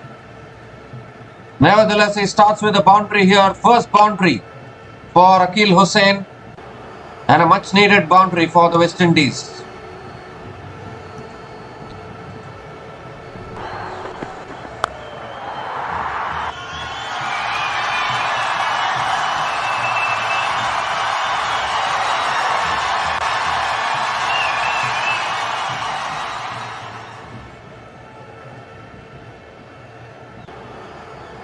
And this time it's a full toss again and drilled down the ground by Akeal Hosein, but straight to long off.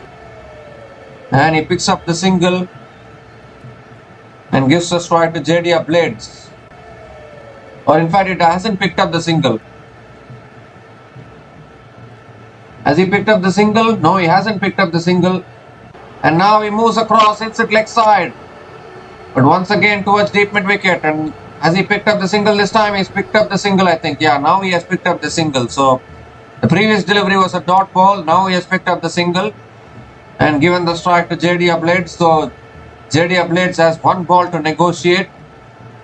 And then Akil Hussain will face the last over, I guess, from Nathan Ellis.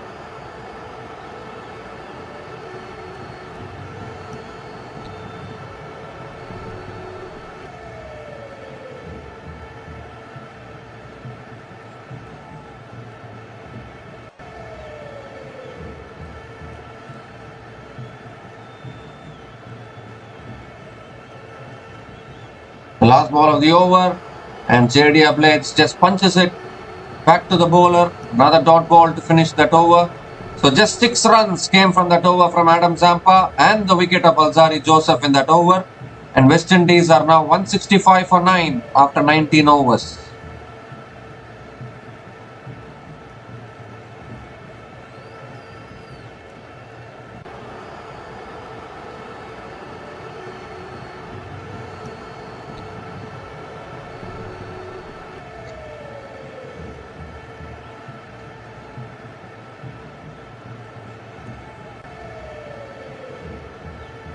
Well, we can say that this has been a much better bowling performance from Australia today compared to the previous 2 matches. They have not allowed West Indies to score about 200 today. And here's the last over. Nathan Ellis is bowling the last over for Australia. And straight away Akil Hussain hits it down the ground and goes in the gap and into the boundary for 4. So nice way to start the over from Akil Hussain. And a boundary to start the last over. Second boundary for Akil Hussain in this innings, and still 5 balls left in this innings.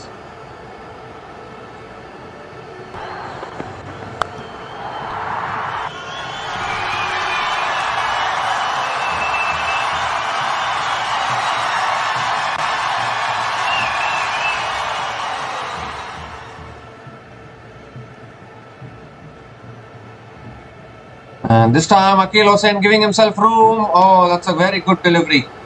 Very good delivery from Nathan Ellis. He saw that Akil Hussain is giving himself room, so fired it wide outside the off stump. And Akil Hussain couldn't reach to it. So a dot ball at this stage of the innings for Australia. And still 4 more deliveries left in this innings.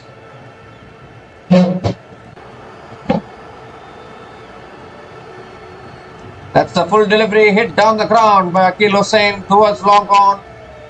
And Akil Hussain can only pick up a single and give the strike to JD Blades.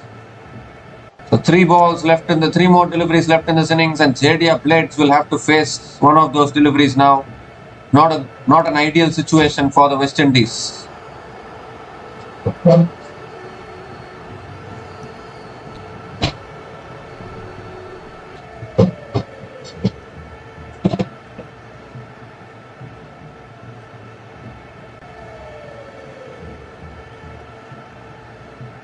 Oh, that's another full delivery. JD Blades looking to drive, gets the inside edge. There's a chance of a run out here. I think this could be all over here for the West Indies. Surely the umpire is going to go upstairs. He has gone upstairs to check the run out. JD Blades was taking the single more out of desperation, we can say, but an outstanding effort there from Nathan Ellis to get to the stumps and run him out. And I think this could be the end of the innings here. Yes, it looks like it. Akil Hussain is a long way away, hasn't made his ground, so it will be a run out here. Yes, out is the decision, and West Indies have been bowled out here. It has been a really sorry performance once again from the West Indies batters. It was a desperation to take the single there for JD Blades. And in that desperation, Akil Hussain has been run out. Outstanding effort from Nathan Ellis. And it brings the innings to an end for the West Indies. And West Indies have been bowled out for 170 runs in just 19.4 overs. And unfortunately, West Indies not able to bat out their full quota of 20 overs. Oh, plenty of West Indies batters got starts, but none of the batters were able to convert those starts, and none of those batters were able to stay till the end. If we look at the batting card, Sharfan Rutherford scored a nice 35 runs, but he got out at the wrong time. Shimron Hetmeyer scored a half century, scored 52 runs, but again couldn't stay till the end. Even Romario Shepherd, Jason Holder, plenty of them got starts, but none of them were able to stay till the end and continue the momentum for the West Indies in that innings. And unfortunately, West Indies have got bowled out for 170 runs in 19.4 overs. And if we look at the Australian bowling effort, Ben Dwarshuis picked up 3 wickets, although he was a little expensive. 3 for 41 in his 4 overs for Ben Dwarshuis. And then Nathan Ellis also picking up 2 wickets. The 2 pick up the bowlers for Australia today are Ben Dwarshuis and Nathan Ellis. Nathan Ellis 2 for 32 in his 3.4 overs. And Adam Zampa bowled only 3 overs. He also picked up a wicket. So overall, if we see, it has been a complete bowling performance from Australia today, bowling out the West Indies for just 170 runs in 19.4 overs. And when Australia come out to bat, they will need 171 runs to win this match and sweep the entire tour and this T20 series. So we'll be back again in a few minutes to cover the run chase of this match between West Indies and Australia. So until then, please stay tuned.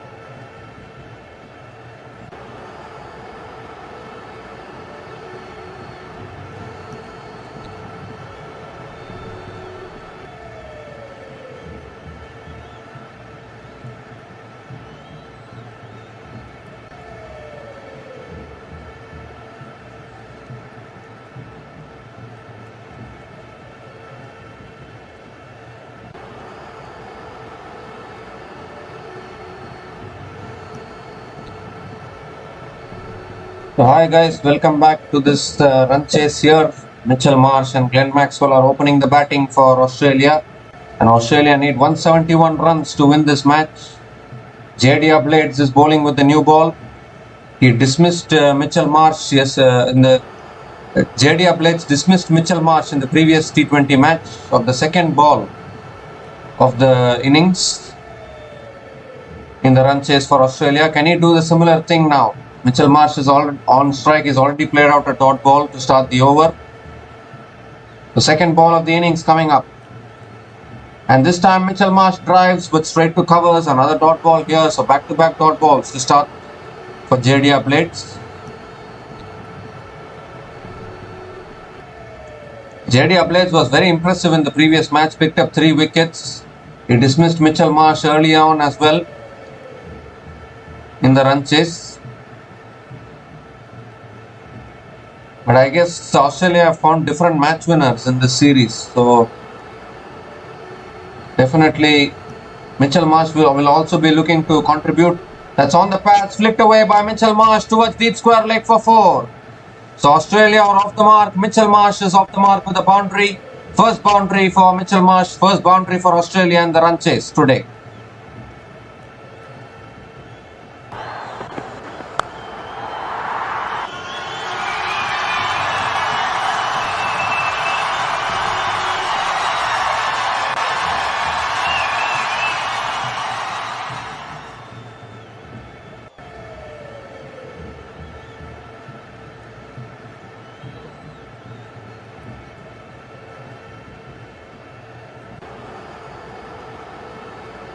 And JD Blades coming again, but he's stopped on his follow through. So I think he's struggling with his run up a little bit, JD Blades.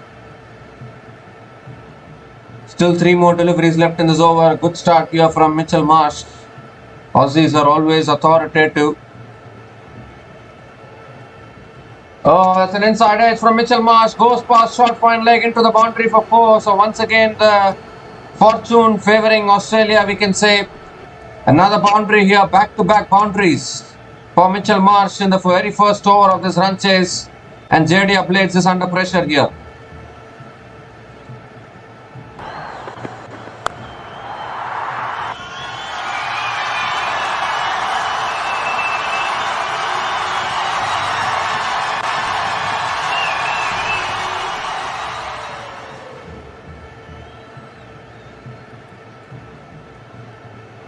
So 2 more deliveries left in this over, and this time Mitchell Marsh flicks it away towards the mid-wicket. It's another dot ball.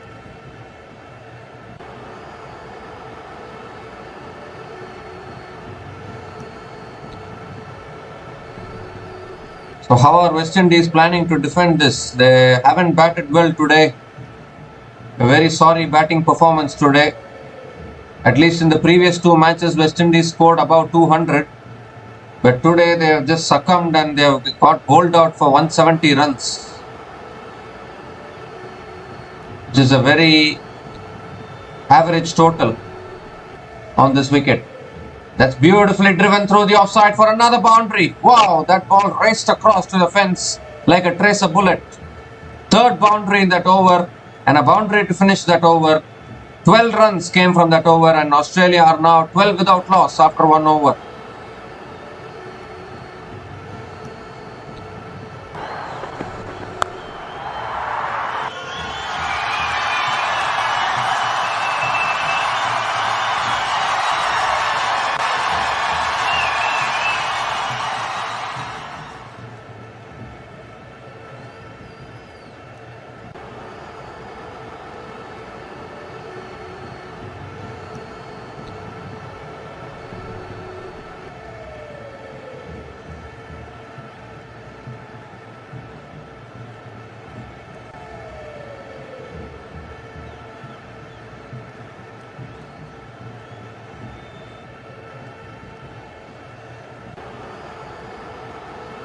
So Jason Holder now is coming into the attack to bowl the second over in this innings.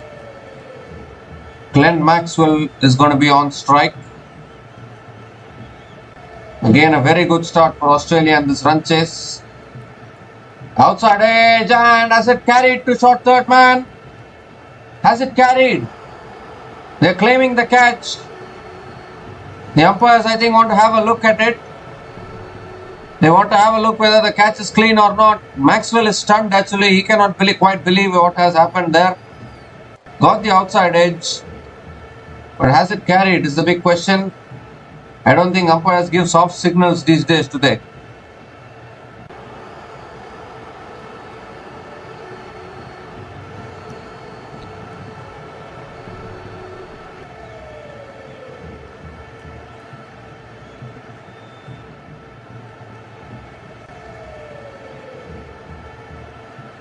Oh, it was actually the first attempt he caught it, but then he caught it on the second attempt, and during catching it in the second attempt, did the ball hit the ground is the big question. Of course, the third umpire has given it as out, so Maxwell has to go, and the first wicket goes down here for Australia. Jason Holder coming into the attack and straight away striking for the West Indies. Maxwell is out for a first ball duck, and Australia are now 12 for 1 after 1.1 overs.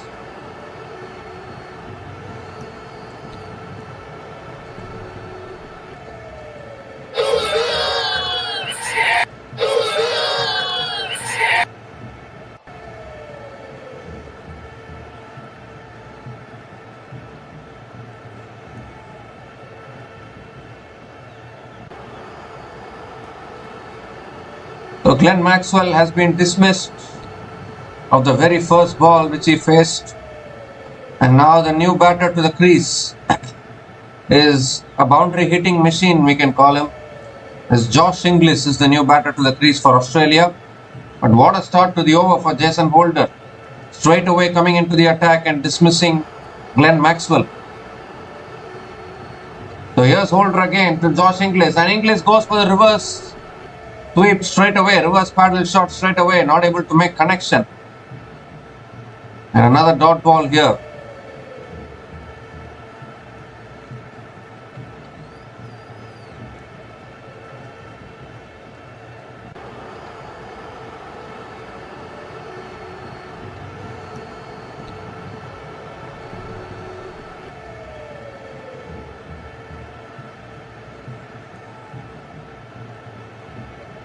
And that's driven by Inglis. It's gone in the gap. Is it racing away to the boundary? No, it's not. Good fielding. Good fielding in the deep. And Inglis picks up a couple of runs to get off the mark.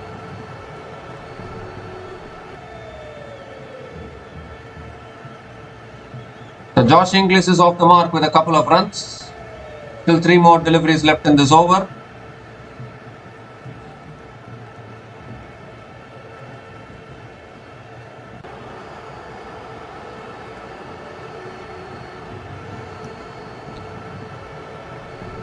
That's a full toss.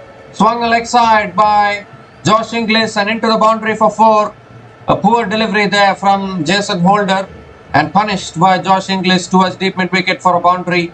First boundary for Josh Inglis in this innings, and probably first of many more to come.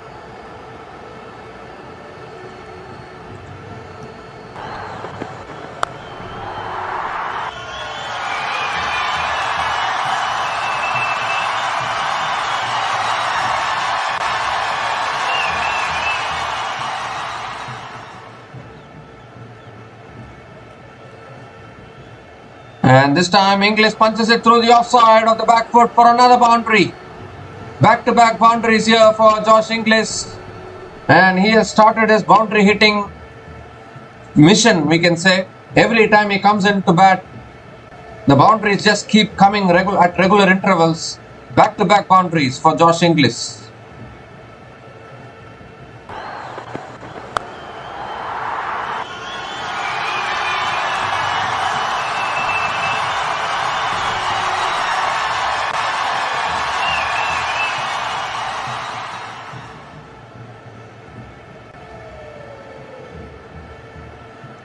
And this time it's a wide down the leg side from Jason Holder. The wide has been signalled. So it's an extra ball, extra run.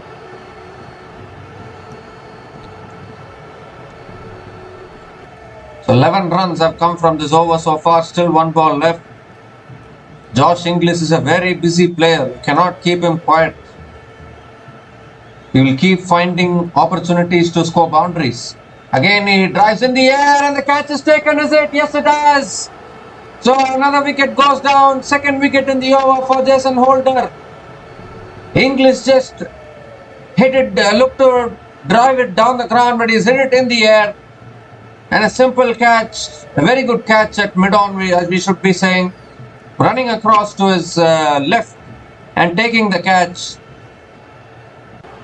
And Holder striking once again. That's a huge wicket actually, because Josh Inglis can be dangerous, can take the game away from the West Indies. Josh Inglis is gone after scoring 10 runs from 5 balls. And Australia are now 23 for 2 after 2 overs.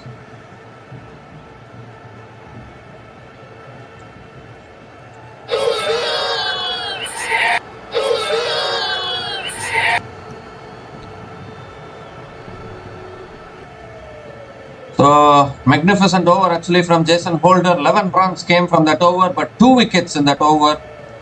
And now another new batter comes to the crease for Australia. Cameron Green is the new batter to the crease. But that was a really good catch from Matthew Ford actually at mid-on. Running across to his left and grabbing hold of that catch.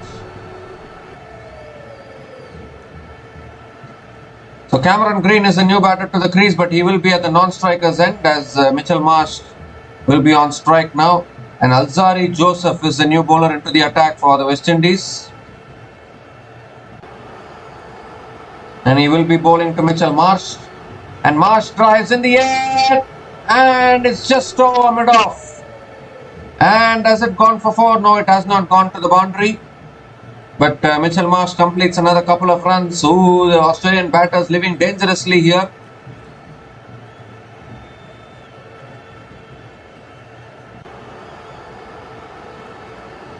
So a couple of runs to start the over for Mitchell Marsh, and Mitchell Marsh keeps the strike now. He's on strike.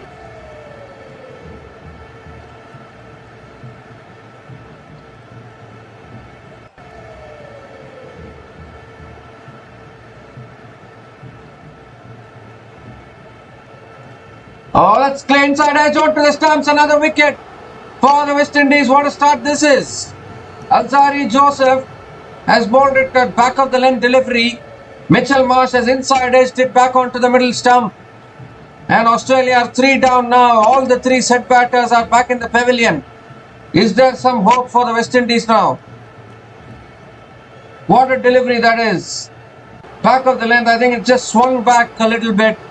Took the inside edge of Mitchell Marsh's bat onto the stumps. And Alzari Joseph, what an inclusion this has been into the playing 11 today for the West Indies. He strikes straight away. Mitchell Marsh was looking good. He's out for 14. And Australia are now 25 for 3 after 2.2 overs.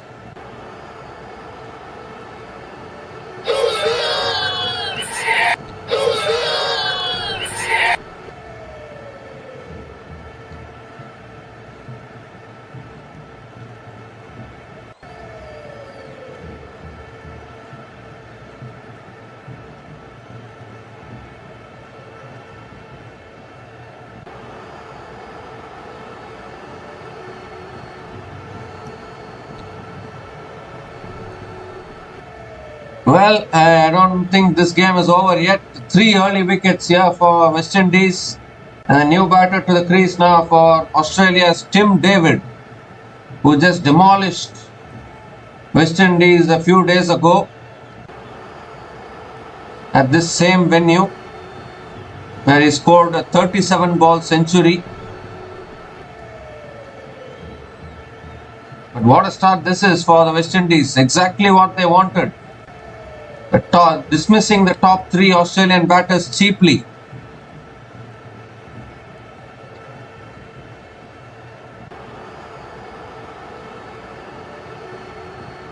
And it's a full delivery. Tim David drives down the ground towards mid-on. Another dot ball here.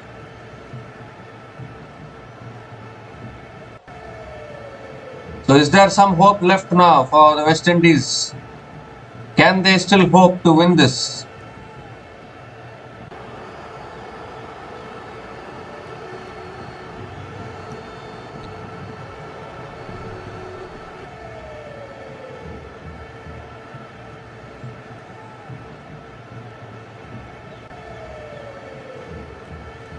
And this time it's down the leg side. Tim David looking to flick it away. It's not been given as a wide by the umpire. Tim David is disappointed. He thinks that it was a wide. There's no opportunity. There's no option to review the wides in this series. So Tim David cannot do anything about it. Has to accept the umpire's decision. So it is another dot ball here. Tim David was asking for the wide, but he was not getting it. And that's how the game goes. Sometimes you have to accept the umpire's decisions. So still 2 balls left in this over now. That's driven down the ground by Tim David. And he gets off the mark with a single. Gives a strike to Cameron Green. 2 new batters at the crease now for Australia. And can West Indies exert more pressure now? They've already picked up 3 early wickets here.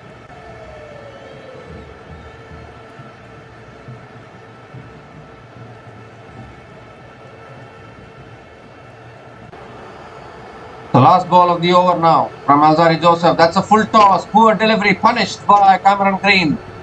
Towards deep square leg for 4. So it was such a good over until that point. But the last ball, I don't know whether it slipped out of his hand or anything. It was a full toss and put away by Cameron Green for a boundary to finish that over. So 7 runs came from that over and the big wicket of Mitchell Marsh in that over. And Australia are now 30 for 3 after 3 overs.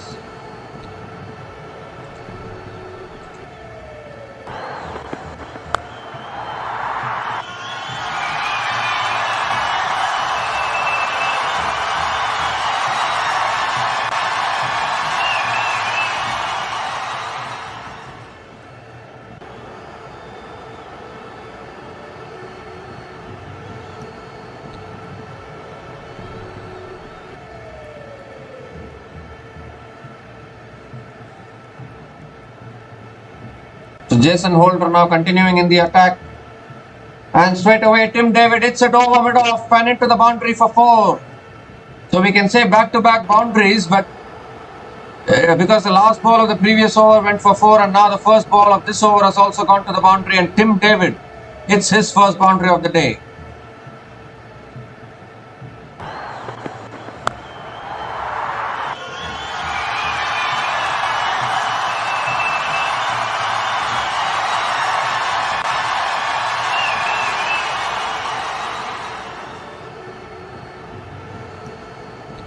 And this time it's in the slot. Tim David goes over long on all the way for 6.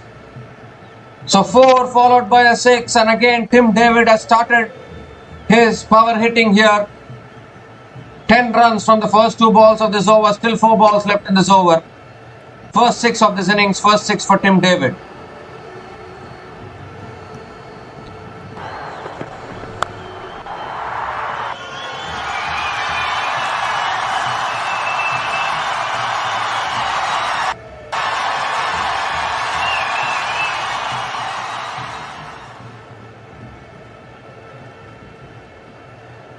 And this time back of the length delivery driven towards covers by Tim David, and it's another dot ball here. That's a better delivery from Jason Holder, we can say that. It's another dot ball.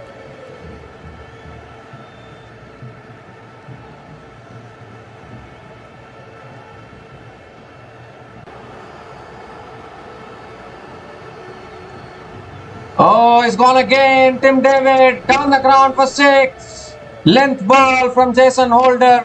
If you bowl it anywhere near the slot of Tim David, you only have to look at the crowd. You don't even need to look anywhere in the ground, because he's only going to hit it in the crowd. That is a massive hit from Tim David.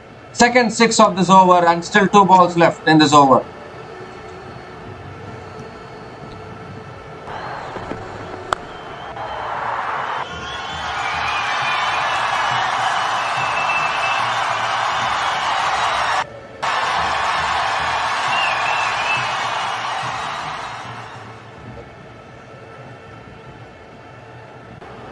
There's still 2 balls left in this over. Let's blow a ball. Tim David hits it down the ground to mid-on, completes a quick single and gives the strike to Cameron Green. 17 runs have come from this over, still 1 ball left.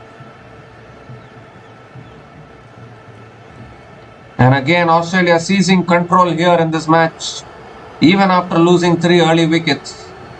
And this is the fearlessness that the Aussies have shown throughout this tour. Last ball of this over now. And Cameron Green defends it back to the bowler. Another dot ball to finish that over. So 17 runs came from that over from Jason Holder. And Australia are now 47 for 3 after 4 overs.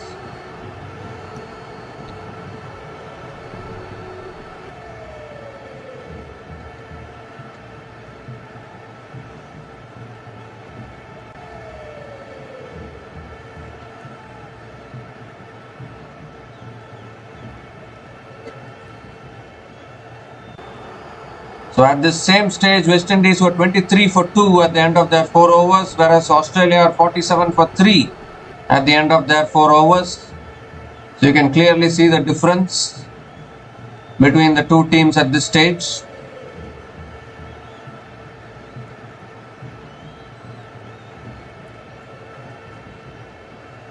So Alzarri Joseph now continuing in the attack.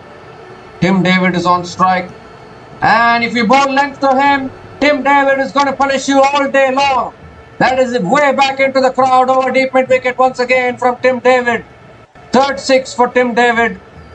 Oh my goodness, he's looking dangerous here for Australia. What a way to start the over again.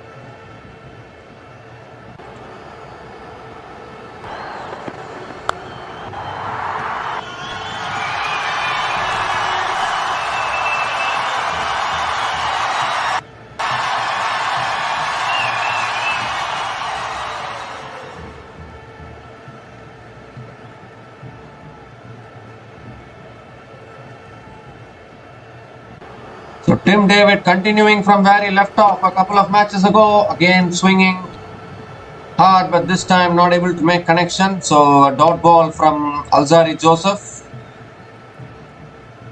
So a good comeback after conceding the 6.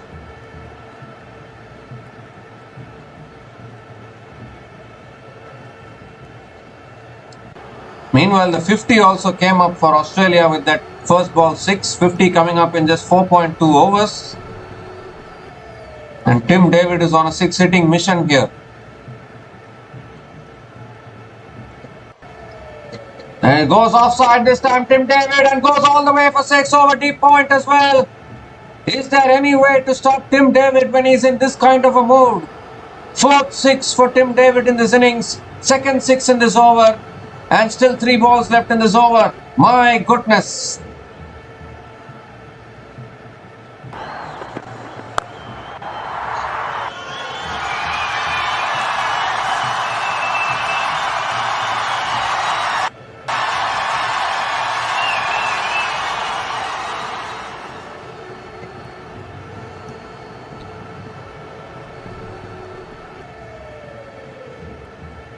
And that's a wide down the leg side. Wide signal. So has to reload that one. Alzarri Joseph. What ball striking this is from Tim David.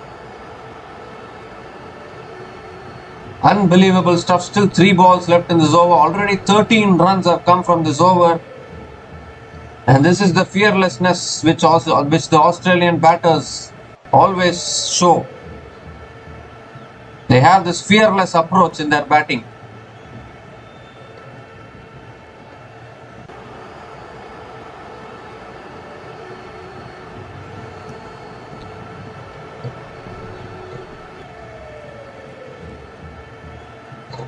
He's gone again. Tim David, has he got enough? No, the catch is taken at deep square leg by Shimron Hetmeyer, and finally the big man Tim David has been dismissed. It was good until it lasted, but it's over now. He went for the big one again, Tim David, but this time he didn't get enough on it, didn't get enough elevation on it. It went flat. towards deep square leg, and a very good catch at deep square leg by Shimron Hetmeyer. And that is a huge wicket because Tim David was looking really dangerous. Tim David departs after hitting a quick 30 from 12 balls, and Australia are now 60 for 4 after 4.4 overs.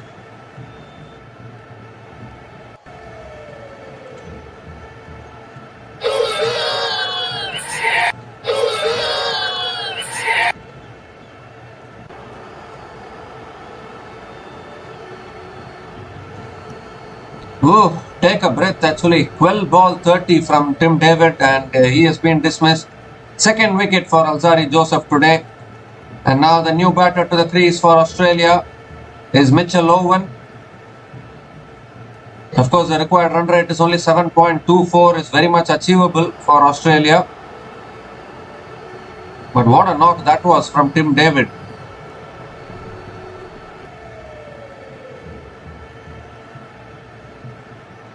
There's still 2 balls left in this over. Mitchell Owen is a similar kind of a player, similar kind of a batter who loves to attack the bowling.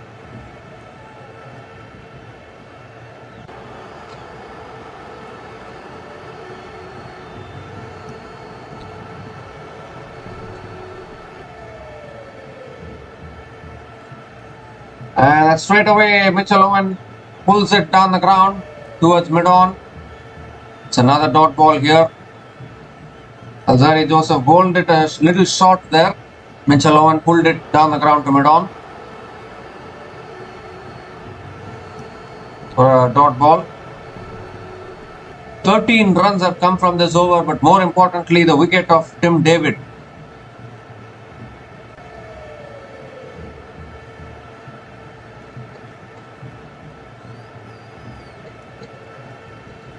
There's still 1 ball left in this over. What is Mitchell Owen going to do?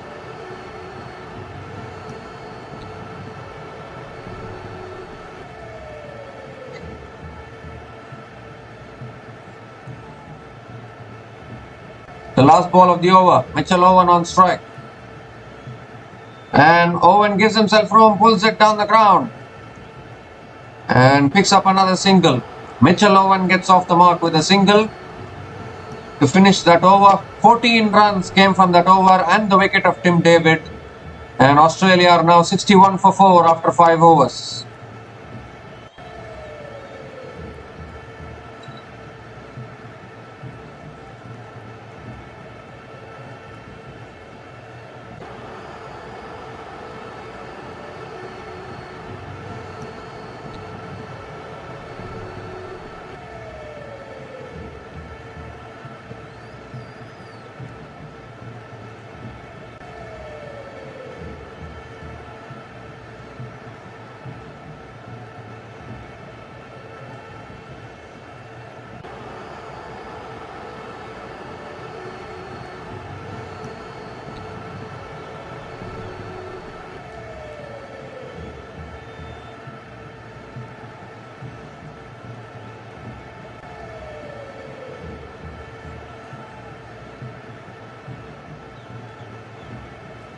Matthew Ford is the new bowler into the attack for the West Indies.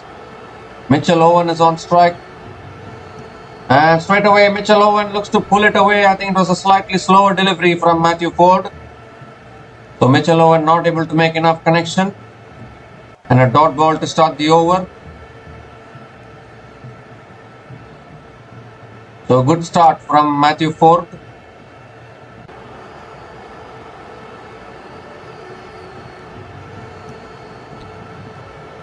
So West Indies have to look to continuously keep taking wickets here. Not allow Australia to run away with this game.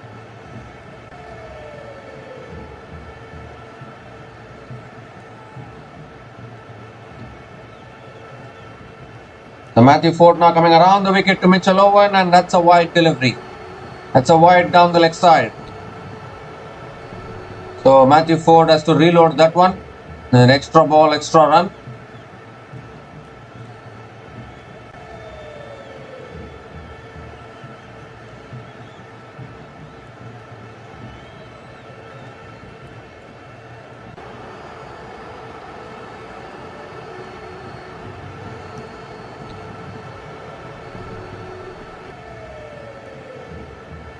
And this time Mitchell Owen hits it down the ground to mid-on, picks up a single and gives the strike to Cameron Green.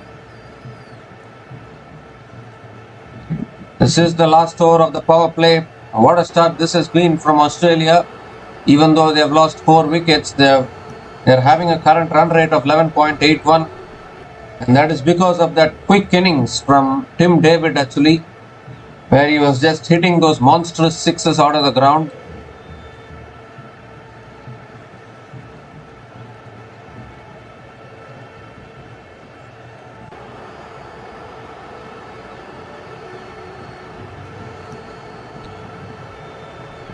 This time Cameron Green hits it down the ground for another single as well and gives the strike to Mitchell Owen.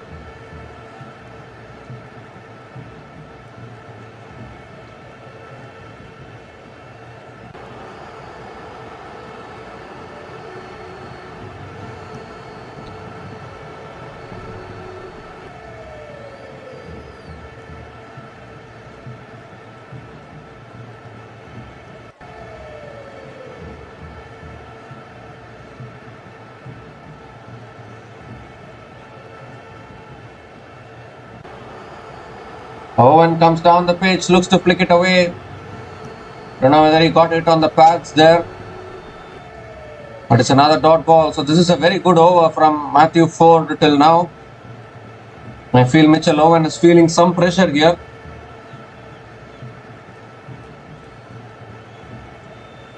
Still 2 balls left in this over, but West Indies have done really well to pick up these early wickets. So even though Australia have got off to this rollicking start, their top four batters are back in the pavilion.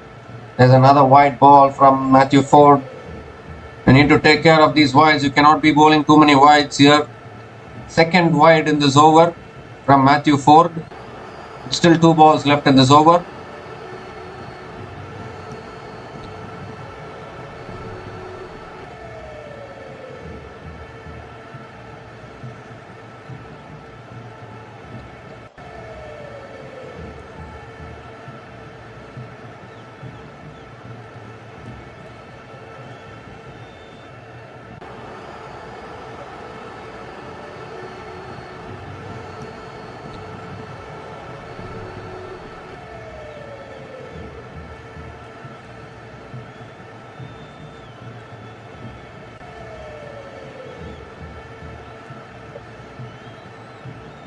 And this time Mitchell Owen moves across, pulls it away towards deep mid wicket, picks up a single and gives the strike to Cameron Green. One more delivery left in this over, 5 runs from this over so far. Cameron Green has scored 3 half centuries in this series. And can he stay till the end once again for Australia, even today also?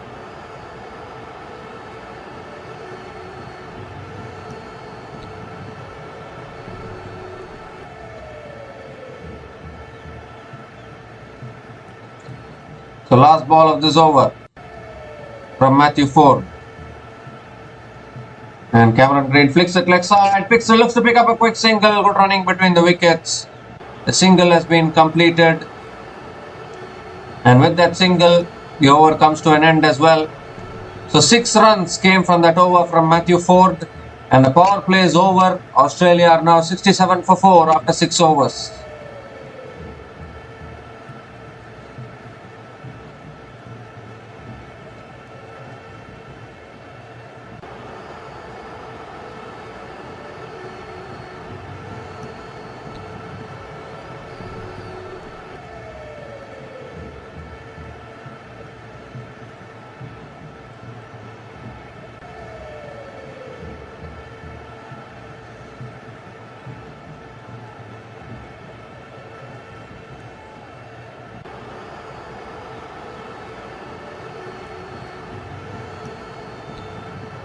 So now the new bowler into the attack for the West Indies is Romario Shepherd.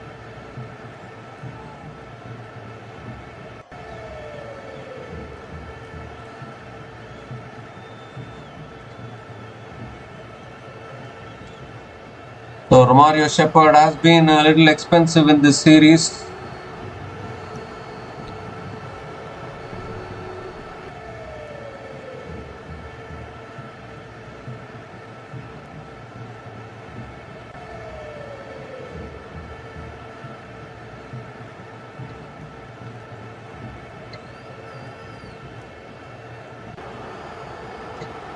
So Cameron Green is on strike. Here's Romario Shepherd. And Green drives through the offside towards deep extra covers. Picks up another single. Gives a strike to Mitchell Owen.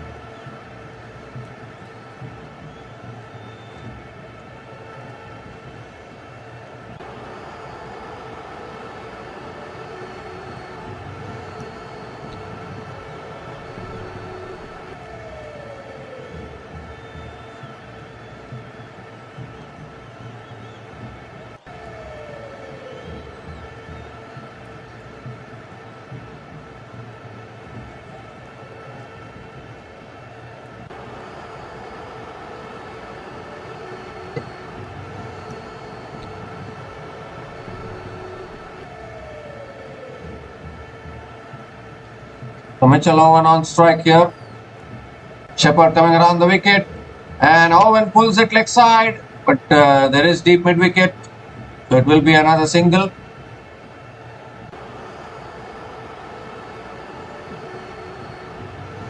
So is there some pressure building now on the Australians? There is some good bowling in the last couple of overs from the West Indies bowlers.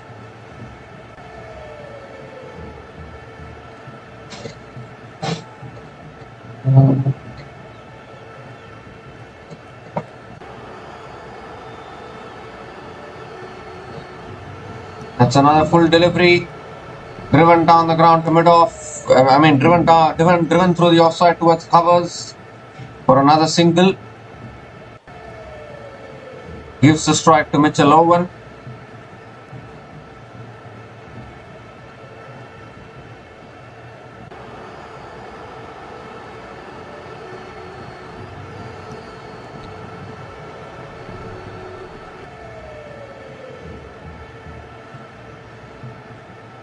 And that's pulled away by Owen, flat and hard into the boundary for 4.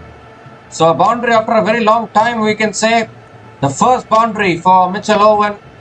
Too short from Romario Shepherd and punished by Mitchell Owen towards deep square leg. Important boundary for Australia in this run chase.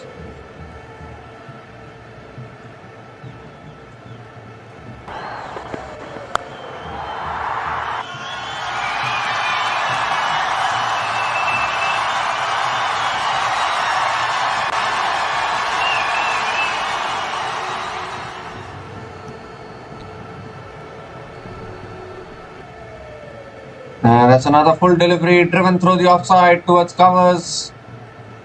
And Mitchell Owen picks up another single and gives a strike to Cameron Green. One more delivery left in this over. 8 runs from this over so far. Last ball of the over. And Cameron Green smashes it through covers for 4 to finish the over. Second boundary in that over, 2 full from Romario Shepherd and punished by Cameron Green. 12 runs came from that over and Australia are now 79 for 4 after 7 overs.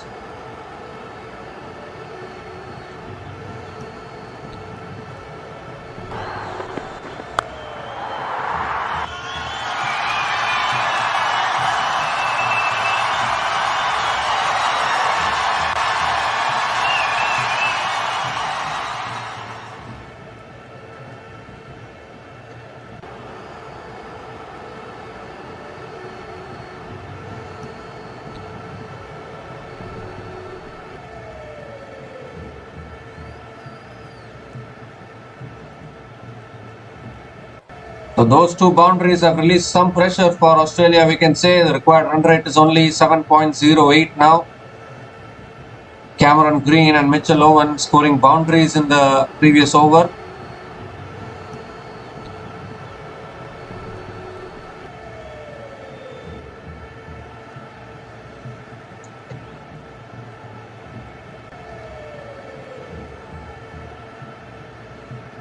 So Matthew Ford now is coming back into the attack for the West Indies. Mitchell Owen is on strike. And that's a full toss, flicked away by Mitchell Owen towards deep mid-wicket. And picks up another single. Gives the strike to Cameron Green.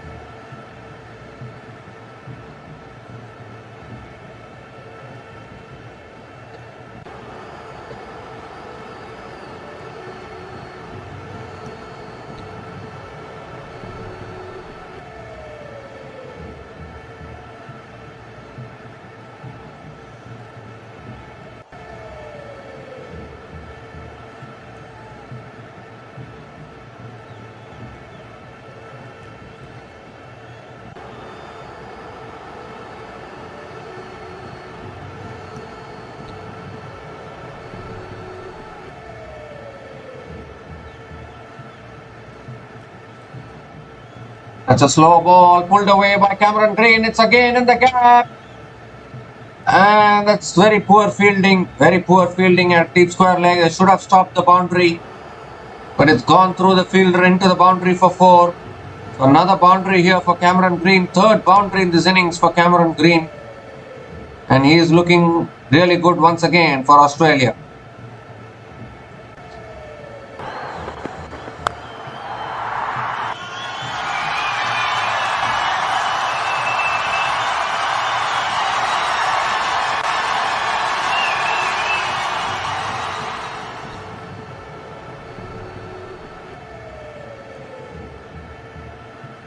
And that's a good Yorker. Cameron Green hits it down the ground towards long on and picks up another single. Gives the strike to Mitchell Owen. Just another 86 more runs needed from 75 balls. And it is looking most likely that Australia are going to win this series 5-0.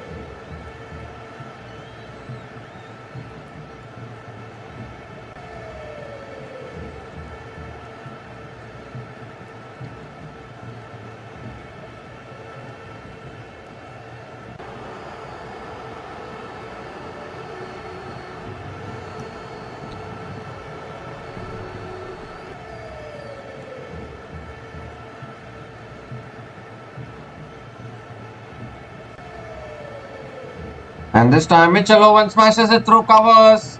And again the ball races away for another boundary. Second boundary in this over for Mitchell Owen. And Australia are getting closer and closer now.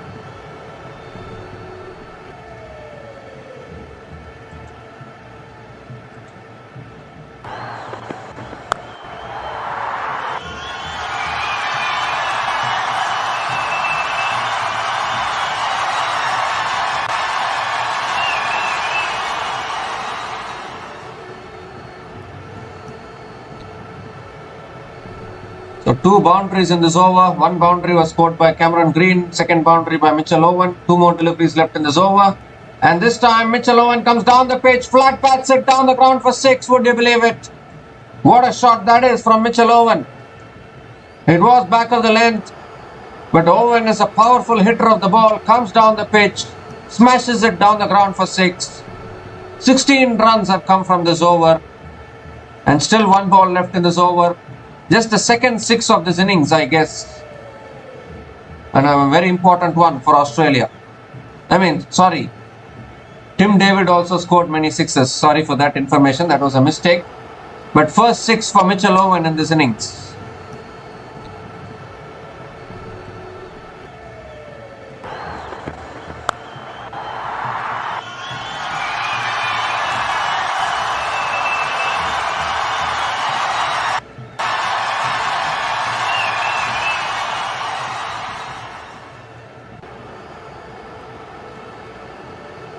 That's a full toss put away by Mitchell Owen and all the way for 6 over. Deep square leg.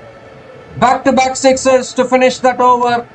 And a very expensive over from Matthew Ford. 22 runs came from that over from Matthew Ford. And brings up the 100 as well for Australia with that 6. And Australia are now 101 for 4 after 8 overs.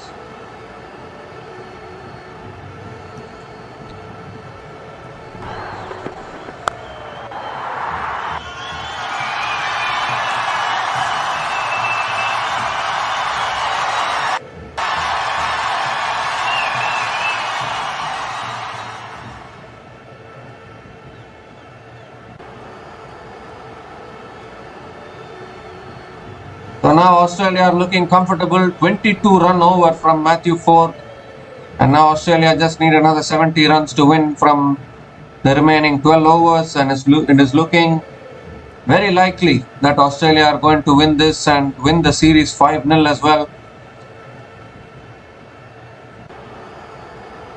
What superb hitting this has been from Mitchell Owen. He's batting on 26 from 13 balls at a strike rate of 200.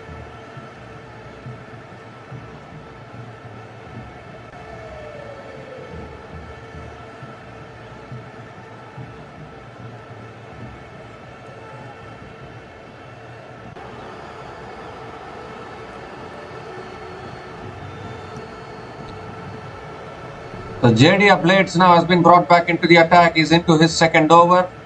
Cameron Green is on strike, and that's a wide to start. So JD Blades has to reload that one. Extra ball, extra run there. And now just under 70 needed. The Australians just need another 69 more runs to win from the last 12 overs.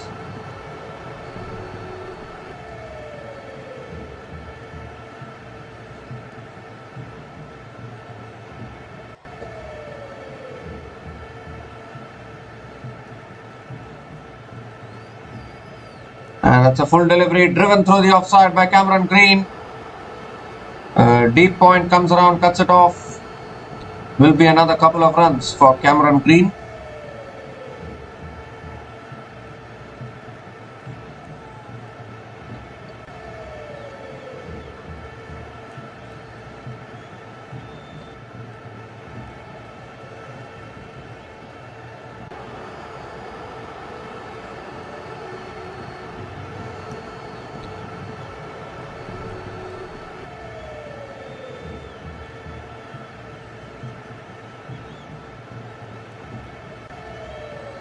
So Cameron Green on strike here. And that's driven beautifully down the ground. And another boundary here for Cameron Green. What an elegant straight drive down the ground that was from Cameron Green. Fourth boundary for Cameron Green in this innings. And it's getting all too easy for Australia now. The required run rate is only 5.40. But Cameron Green is looking really good now for Australia.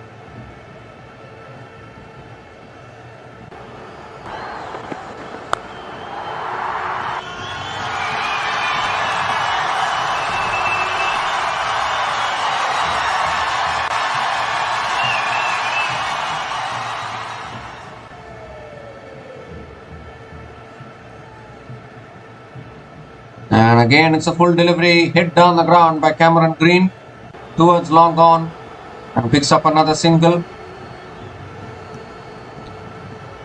Gives a strike to Mitchell Owen. And one thing is assured from Mitchell Owen, which is the fireworks which he provides with the bat.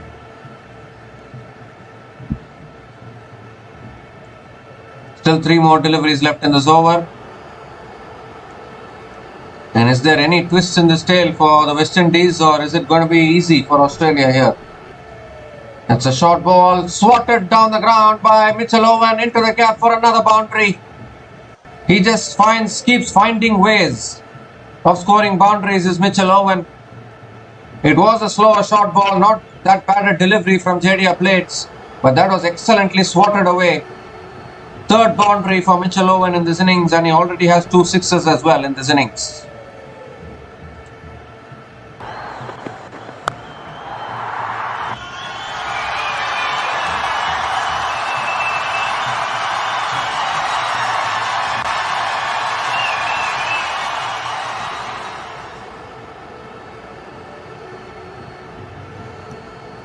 The 50 partnership also comes up between these two batters with that boundary. Partnership is now 53 from 24 balls. As we see another full delivery driven down the ground by Mitchell Owen. Driven down the ground towards long on for another single. And gives a strike to Cameron Green.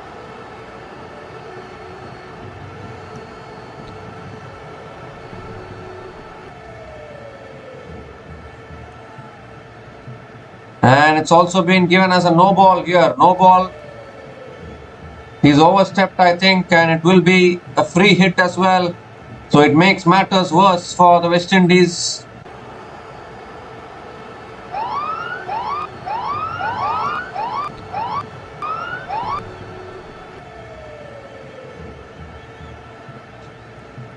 So the free hit delivery coming up, and Cameron Green is on strike. Goodness gracious me. Free hit ball. Smashed down the ground by Cameron Green. But it will be one bounce to long off. And it'll only be a single, so the free hit doesn't cost much for the West Indies. Just a single scored of the free hit delivery. And now gives the strike back to Mitchell Owen.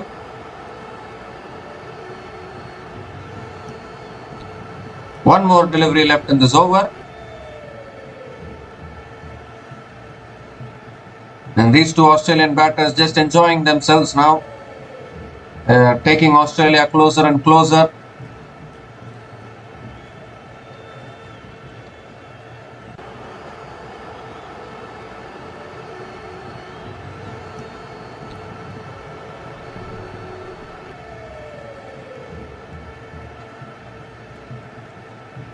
The last ball of the over now.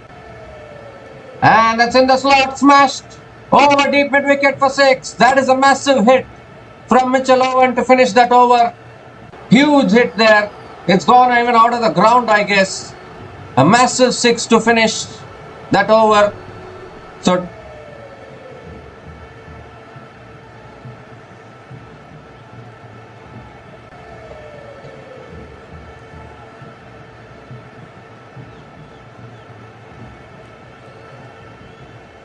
"21 runs came from that over from Jediya Blades, and Australia are now 122 for 4 after 9 overs.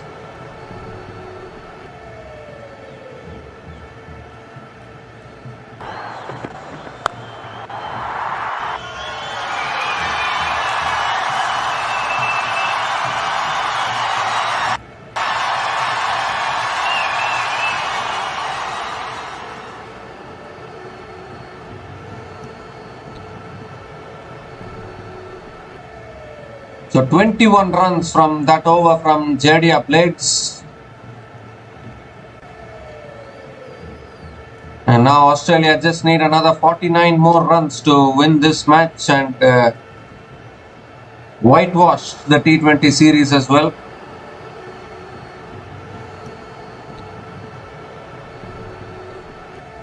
And finally now they have brought Akil Hossain into the attack. What was he doing all this time? Why didn't they bring in Akil Hossain into the attack much earlier? They are bringing him into the attack now, and Australia just need another 49 more runs in 11 overs. The required run rate is only 4.45. Very poor captaincy, I would say. They should have brought in Akil Hossain much earlier when Australia still had the pressure. Now it's no point bringing him now with just 49 more runs needed.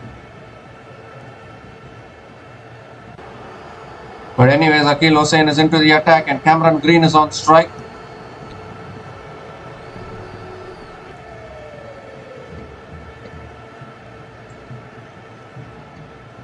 And straight away Cameron Green drives down the ground towards long on and picks up another single. Gives a strike to Mitchell Owen.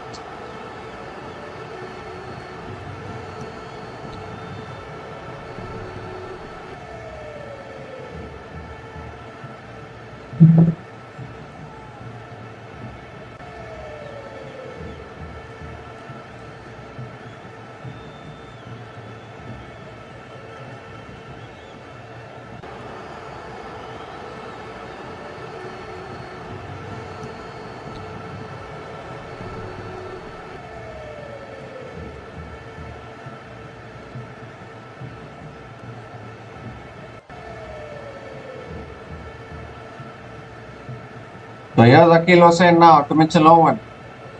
And Owen looks to go for the big shot, gets sliced it straight into the hands of short third man. And Akil Hossain strikes for the West Indies. brought into the attack and he's broken this partnership. But this is exactly why I was saying they should have brought in Akeal Hosein into the bowling much earlier. But they have brought him now and he's broken this partnership. Mitchell Owen looking to go after everything, but this time getting the leading edge and a simple catch at short third man. But nevertheless, a very good knock from Mitchell Owen has come to an end. Mitchell Owen departs after scoring 37 runs from 17 balls. And Australia are now 123 for 5 after 9.2 overs. And it's also time for the drinks break.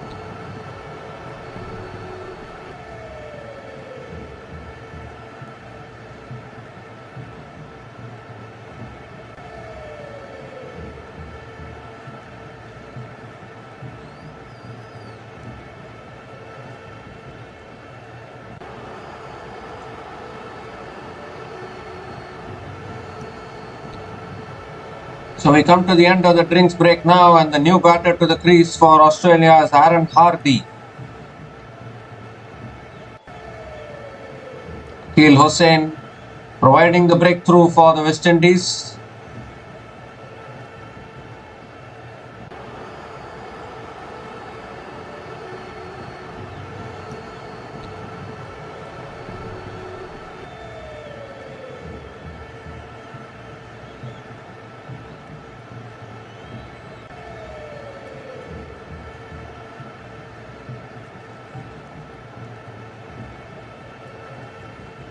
And that's nicely defended back to the bowler by Aaron Hardy. Another really good delivery from Akeal Hosein and another dot ball. Really, they should have brought in Akeal Hosein much earlier. And they did this mistake while batting, and now they have done this mistake while bowling as well. I don't know why they are... Akeal Hosein should be the main player for the West Indies. But they are not treating him like that. That has been the problem here. Again, another good delivery, cut away by Aaron Hardy, straight to covers, another dot ball. So still two more deliveries left in this over, just one run from this over so far.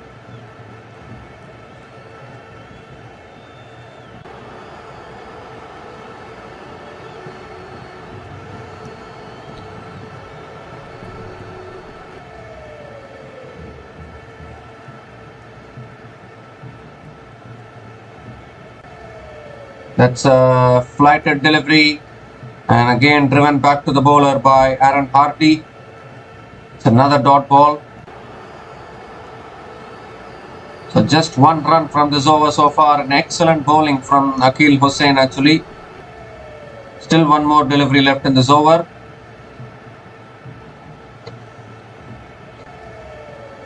Last ball of the over now. Quicker ball is flicked down the ground. Leading edge there from Aaron Hardy. I think it just evaded Akeal Hossain. And it's down the ground for another single to finish that over. So 2 runs came from that over from Akeal Hossain and the big wicket of Mitchell Owen. And Australia are now 124 for 5 after 10 overs.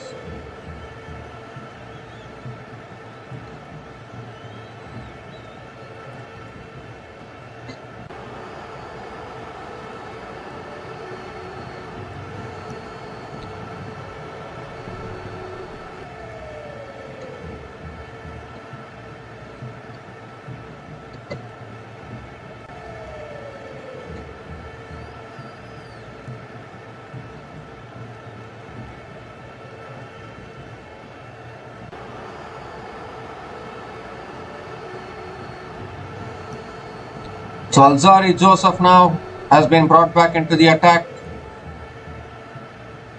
for the West Indies. Aaron Hardy is on strike, and straight away Hardy drives straight to point. Another dot ball to start the over.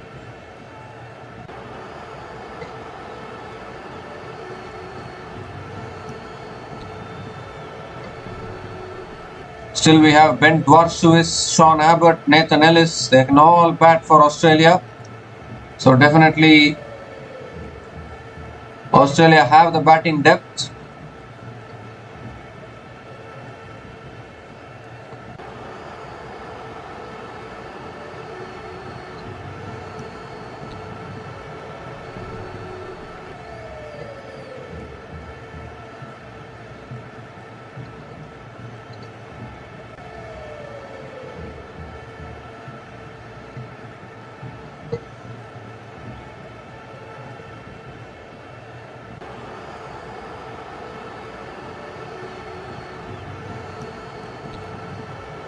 Well, what has happened here? Has Alzarri Joseph just injured himself or what? He's just walking off the field. Just bowled 1 ball in this over and he's off the field now. And it looks as though someone else will have to complete this over.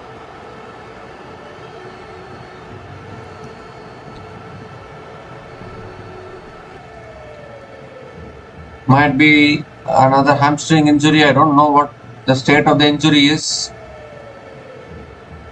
But definitely this is a huge blow for the West Indies because Alzarri Joseph was bowling well. He also picked up a couple of wickets in this innings. But he is off the field and now Romario Shepherd has to complete this over. And that's a wide down the leg side from Romario Shepherd. It's been given as a wide, so extra ball, extra run.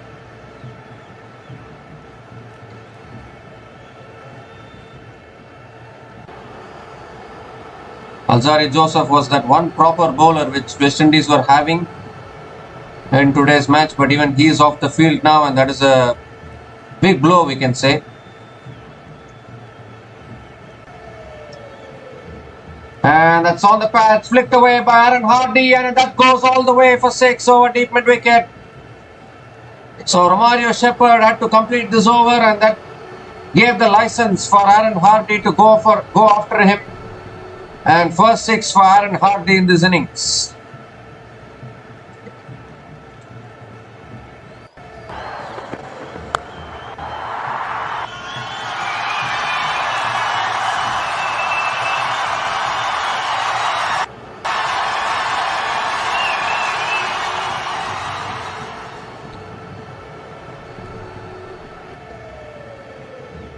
And this time Aaron Hardy cuts it through the offside and picks up another single. Gives a strike to Cameron Green. There's 39 more runs needed now for Australia and they are doing this very easily. Unless West Indies pick up 5 wickets, they are not going to be able to win this match. It is wickets versus runs now as far as West Indies is concerned. They have picked up 5 wickets. They need to pick up the remaining 5 wickets quickly. Shepherd coming around the wicket to Green, and Green drives through the offside towards deep extra covers and picks up another single. Gives the strike to Aaron Hardy.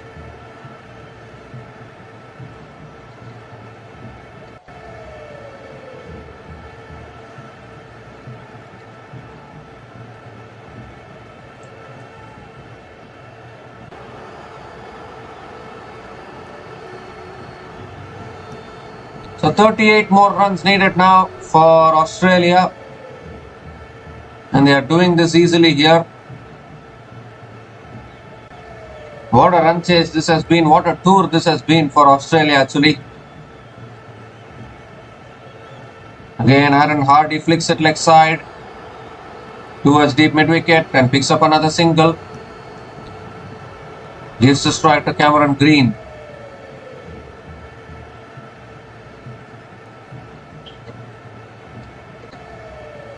One more delivery left in this over.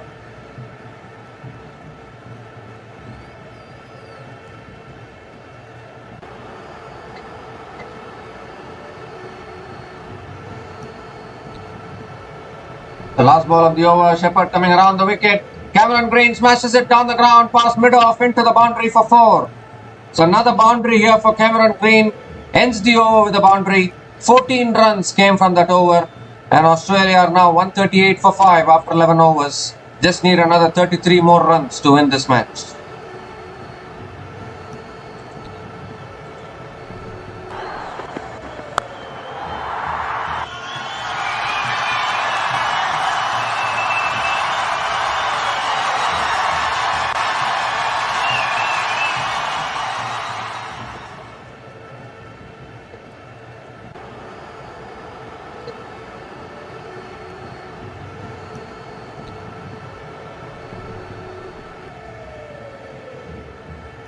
Well, just another 33 more runs needed now for Australia to win this. Akeal Hosein is continuing in the attack. He's into his second over. And now West Indies have full trust in Akeal Hosein. Aaron Hardy is on strike. And Hardy comes down the track, hits it, drives it back to the bowler. A dot ball to start the over.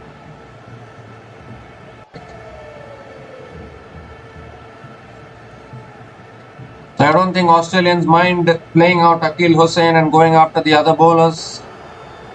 And I would say that West Indies should treat Akeal Hosein properly. They should promote him up the order while batting. And they should bring him into the attack for bowling much earlier. They're not doing that. That is the big problem here. Again, Aaron Hardy giving himself room, looking to cut it away. Gets the outside edge. And did the keeper put down that catch? It looks like it. It's another dot ball here.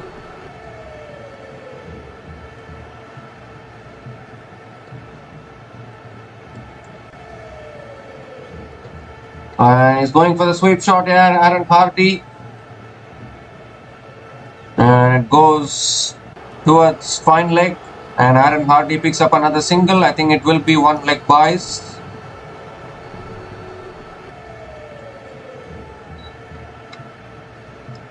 Or maybe it is off the bat. No signal of leg bias from the umpire. So Aaron Hardy himself takes the single off the bat.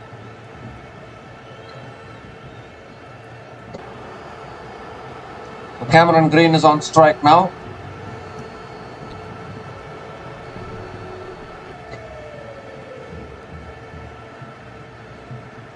And Green drives down the ground towards long off and picks up another single. Gives the strike to Aaron Hardy. 2 more deliveries left in this over. Doing it easily here, Australia.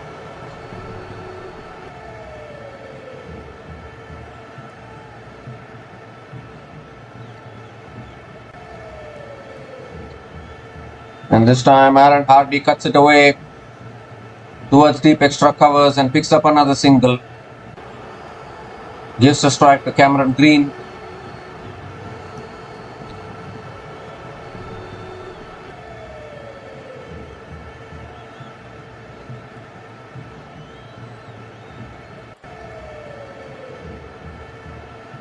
The last ball of the over now. And Green hits it in the air. Has he got enough timing on it? There's a fielder coming underneath it and the catch is taken. Another wicket goes down. Green was looking to go after Akeal Hosein. Didn't get enough timing on it. And a catch has been taken at long off, and this is a huge wicket at this stage. It is the wicket of Cameron Green. He didn't get the distance on it. And the catch just stuck in his hands, we can say. So Cameron Green departs after scoring 32 runs from 18 balls, and Australia are now 141 for 6 after 12 overs.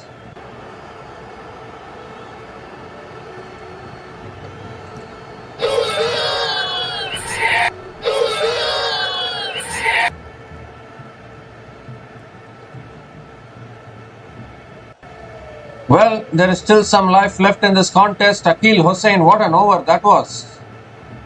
Just 3 runs came from that over and the wicket of Cameron Green. And this is exactly what I'm talking about. This is exactly why I said they should have brought in Akeal Hosein much earlier into the attack. Because this is exactly what Akeal Hosein can do. He has picked up 2 wickets, conceded only 5 runs in his 2 overs.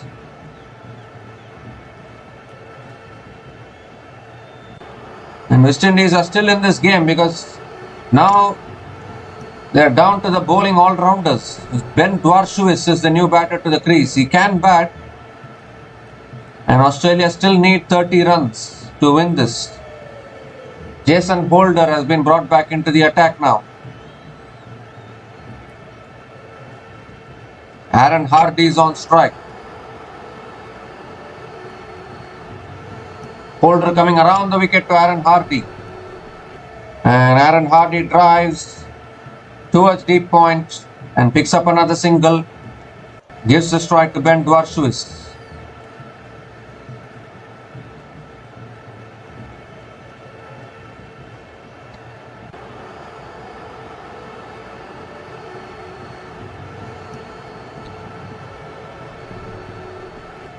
The only way West Indies can win this match is by picking up these last 4 wickets. That is the only way for West Indies to win.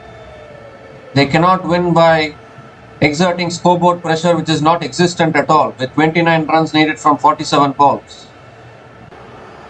There's no scoreboard pressure at all. Holder coming around the wicket to Dwarshuis, and Dwarshuis defends towards point. It's another dot ball here.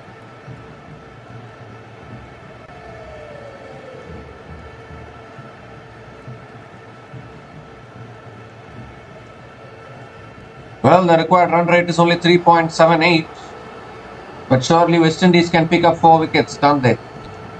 That's this time. Dwarshuis hits it down the ground and picks up another single. Gives a strike to Aaron Hardy.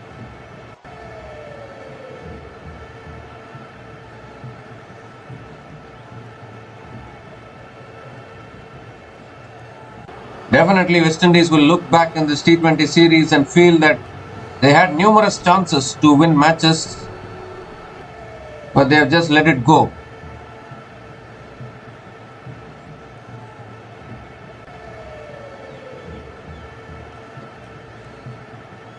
And this time again nicely driven by Aaron Hardy, straight to covers. And Hardy picks up another single.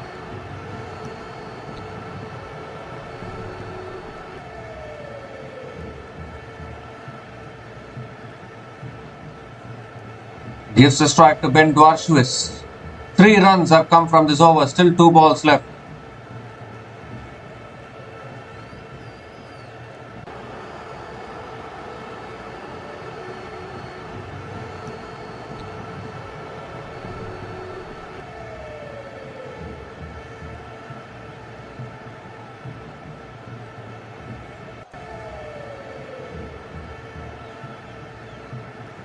And that's a short ball pulled away by Ben Dwarshuis towards deep mid wicket. And Dwarshuis picks up another single. Gives a strike to Aaron Hardy. One more delivery left in this over. Just 4 runs have come from this over so far.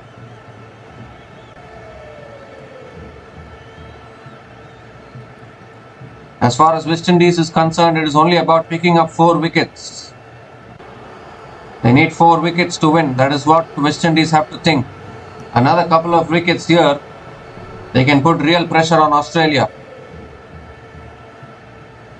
But that is not happening. It's pulled away by Aaron Hardy towards deep mid wicket for 4 to finish that over. 2 short from Jason Holder and punished by Aaron Hardy. Boundary to finish that over. 8 runs came from that over. And Australia are now 149 for 6 after 13 overs.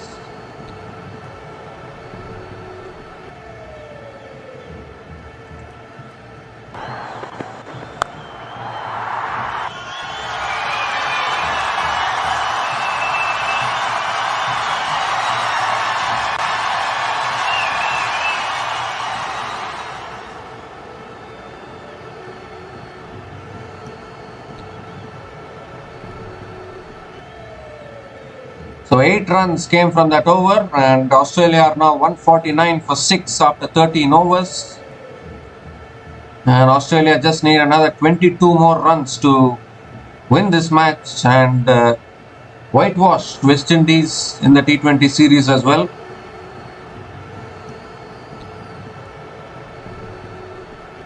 Akil Hossain is continuing now into his 3rd over. Ben Dwarshu is on strike. And the ball will be spinning back into Dwarshuis. That's a wide to start. So Akil Hossain has to reload that one. Extra ball, extra run. Brings up the 150 as well for Australia with that wide. 150 comes up in just 13 overs.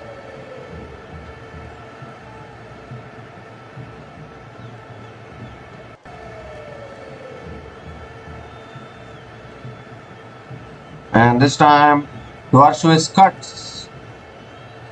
Dwarshuis cuts it towards covers. Another dot ball here.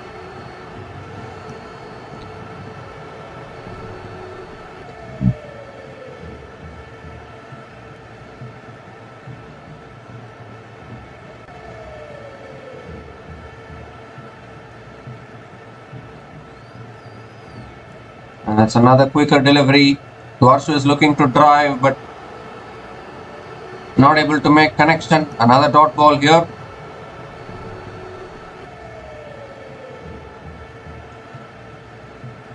Ben Dwarshu is also capable of the big shots. We all know that.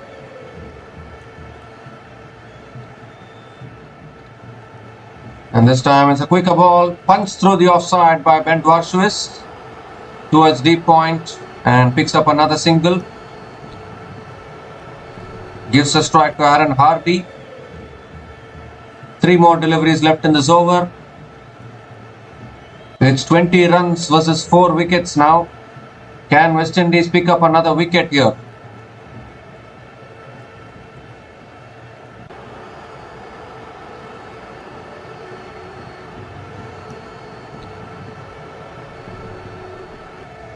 And again Aaron Hardy flicks it leg side this time towards deep mid wicket and picks up another single.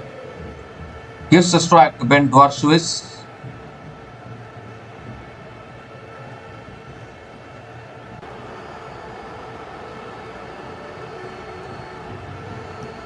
I think if West Indies had scored 200 today, maybe today it might have been enough.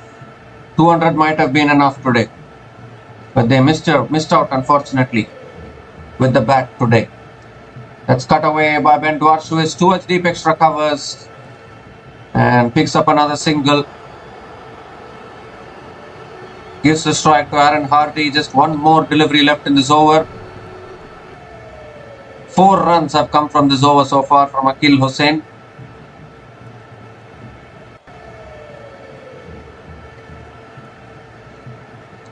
Aaron Hardy is on strike now. Aaron Hardy has played this out sensibly. Has scored 18 runs from 16 balls. With 1-4 and 1-6, the strike rate of 112.50.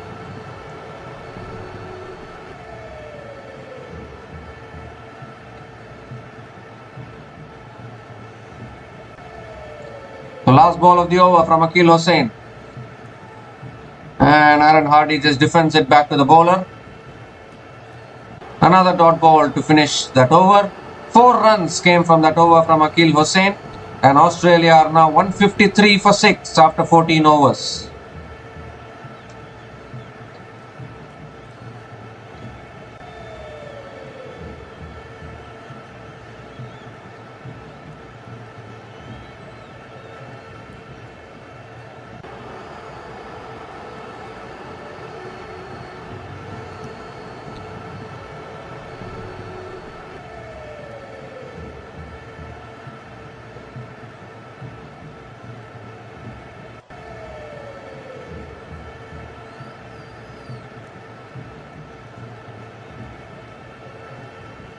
So JD Blades now has been brought back into the attack.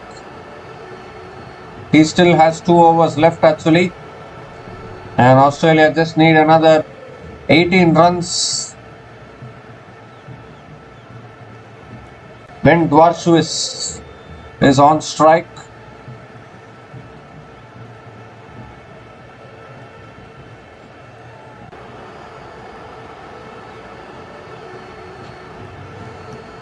So here's JD Blades bowling to Ben Dwarshuis. And Dwarshuis drives straight to covers. Oh, misfield at covers. You need to be fielding those. Cannot afford these misfields. And another single for Ben Dwarshuis. Gives a strike to Aaron Hardy.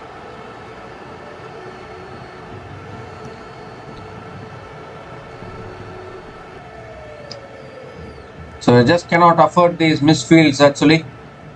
That was poor fielding. It was poor fielding at covers, which allowed the single. And now just 17 needed for Australia. Aaron Hardy is on strike.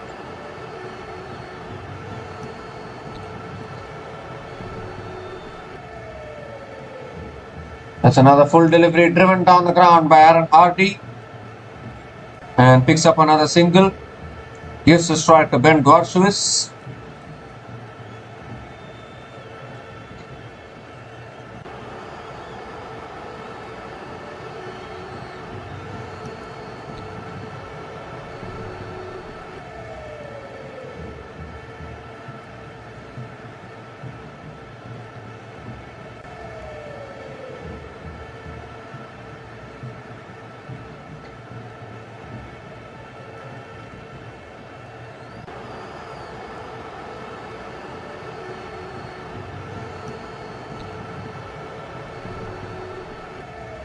And again Dwarshuis defense towards deep point and picks up another single here. So dealing in singles at the moment. They are doing it in singles. 3 singles in this over already. Still 3 balls left in this over.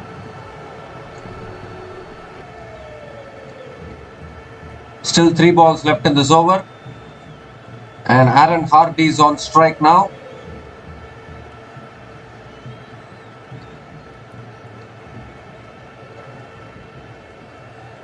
And that's driven again by Aaron Hardy straight to covers. And they have completed a quick single here.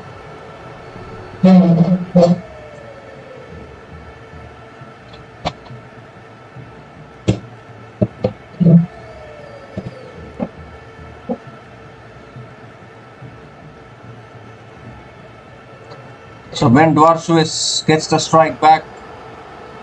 4 runs have come from this over. Still 2 balls left.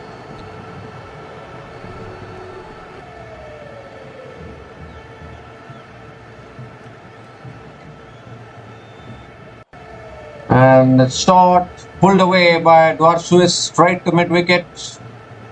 Another dot ball here.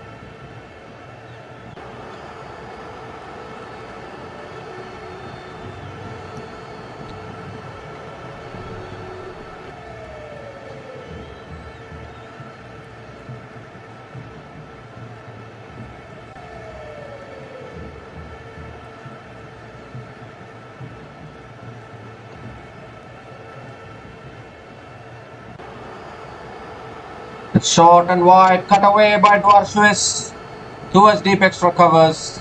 Picks up another single to finish that over. So just 5 runs came from that over. and Australia are now 158 for 6 after 15 overs.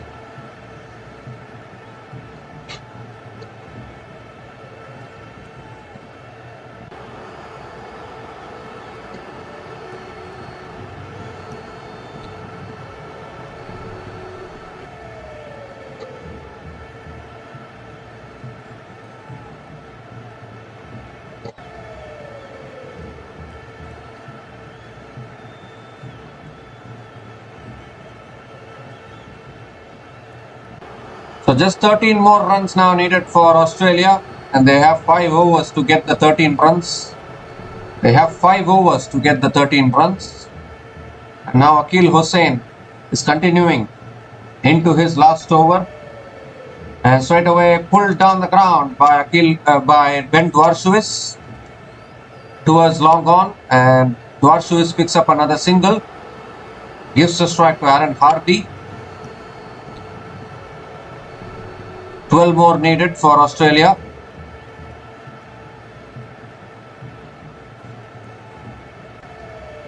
Another wicket here will give real hope to the West Indies.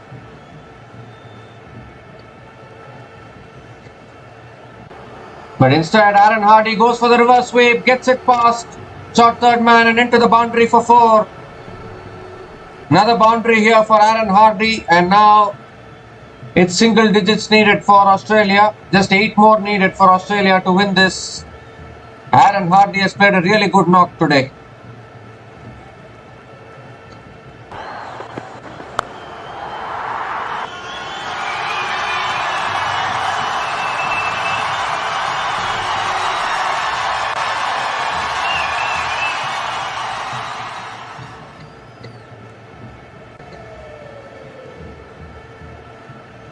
And this time Aaron Hardy cuts it towards covers, a slight fumble at covers, and they are picking up a single, and yes, good running between the wickets.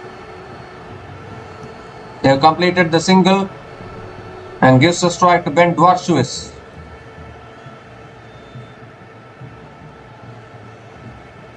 Three more deliveries left in this over, and Dwarshuis drives through the offside towards deep extra covers and picks up another single,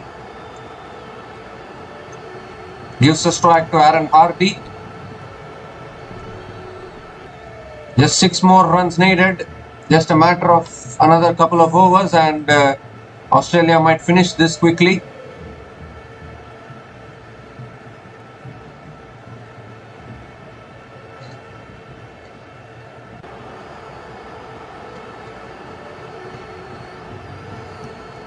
And it's punched down the ground by Aaron Hardy towards long off for another single. Gives a strike to Ben Dwarshuis. One more delivery left in this over. One more delivery left in Akil Hossain's spell for today.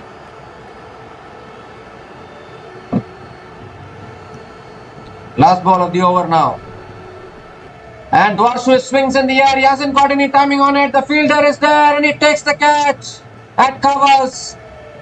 Just 5 runs were needed. Dwarshuis went for the big shot, got the top edge, and the catch has been taken at covers, and 7th wicket goes down now for Australia.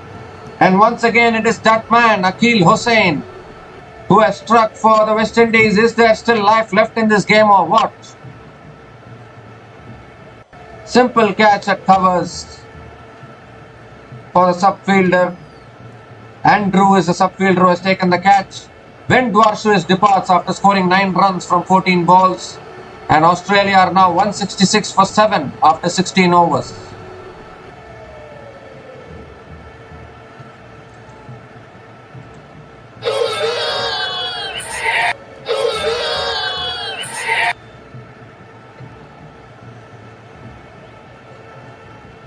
So 8 runs came from that over from Akil Hossain and the wicket of Ben Dwarshuis. And what a spell from Akil Hossain. 3 for 17 in his 4 overs. And this is exactly why I keep telling the West Indies, respect Akil Hossain. Promote him up the order in the batting. Bring him into the attack much earlier. They should have done that.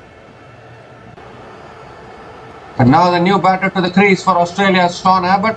Just 5 more runs needed. Aaron Hardy is on strike. Matthew Ford has been brought back into the attack.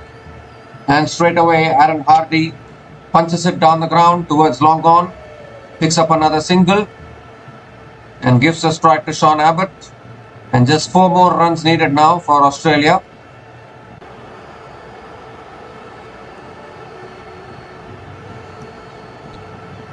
And I'm just wondering, can we see a hat-trick here from Matthew Ford?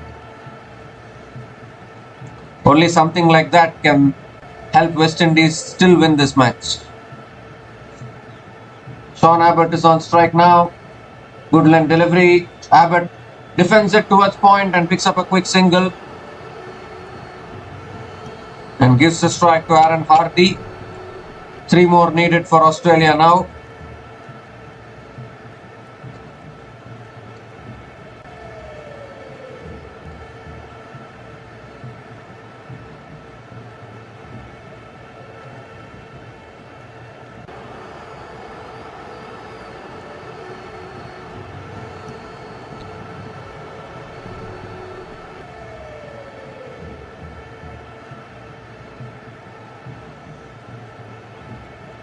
So Aaron Hardy is on strike, has played a very mature knock today.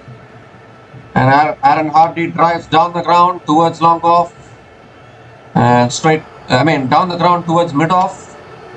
And it's another dot ball here from Matthew Ford. Just 2 runs have come from this over so far. But this has been yet another clinical run chase from Australia. They have been thoroughly dominant throughout this series. And again, Aaron Hardy drives down the ground towards long on and picks up another single. Gives a strike to Sean Abbott.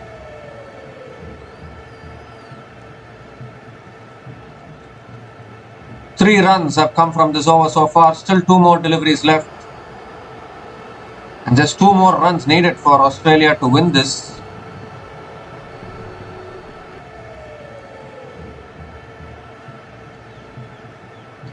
Sean Abbott is on strike. And Abbott comes down the pitch, looks to go for the big shot, but misses it altogether. Another dot ball here. So Abbott trying to become a hero here at this stage.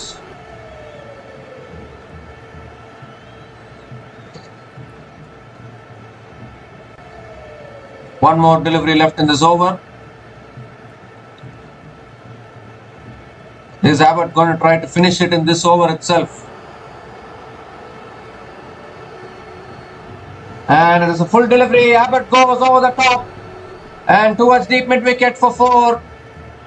First boundary for Sean Abbott in his innings, and with that boundary, the run chase is sealed. It's game, set and match to Australia. And Australia have won this 5th T20 match against the West Indies by 3 wickets. And by winning this match, Australia have also won the T20 series 5-0 against West Indies in West Indies. And this is some achievement from Australia actually, completely dominating the whole tour against the West Indies. It started off with the Test series in which Australia won all the 3 Test matches convincingly against West Indies. And now in the T20 series as well, winning all the 5 T20 matches and completely whitewashing the whole tour, we can say, by winning the Test series and the T20 series. And unfortunately for the West Indies, nothing went their way throughout this tour, we can say. Starting from the Test series, getting bowled out for 27 in the 3rd Test match. And then in the T20 series as well, twice they scored about 200 but couldn't defend it. And today also, Australia seizing the crunch moments in the match. Again, an excellent knock from Cameron Green today, 32 from 18 balls. A quick fire knock from Tim David, 30 from 12 balls. And Aaron Hardy staying till the end as well. unbeaten on 28 from 25 balls with 2 fours and 1 6 at a strike rate of 112, and helping Australia get over the line and win this match here by 3 wickets. And unfortunately for the West Indies, they have to go back, have a rethink on what went wrong in this whole tour actually, because they couldn't win any match against Australia in this whole tour, and there's been a complete one-sided domination from Australia, we can say, starting from the test matches to the end of the T20 series.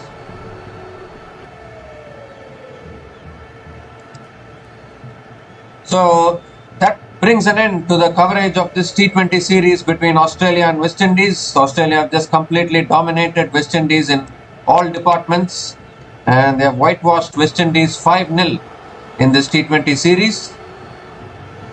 So we'll be back again with more exciting cricket content in our channel. Until then, take care guys, cheers and have a good day.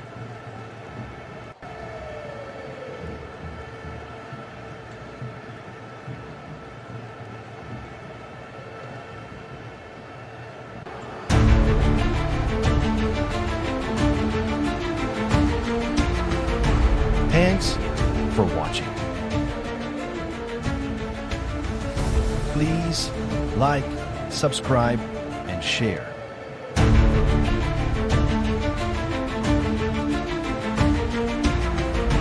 Thanks for watching.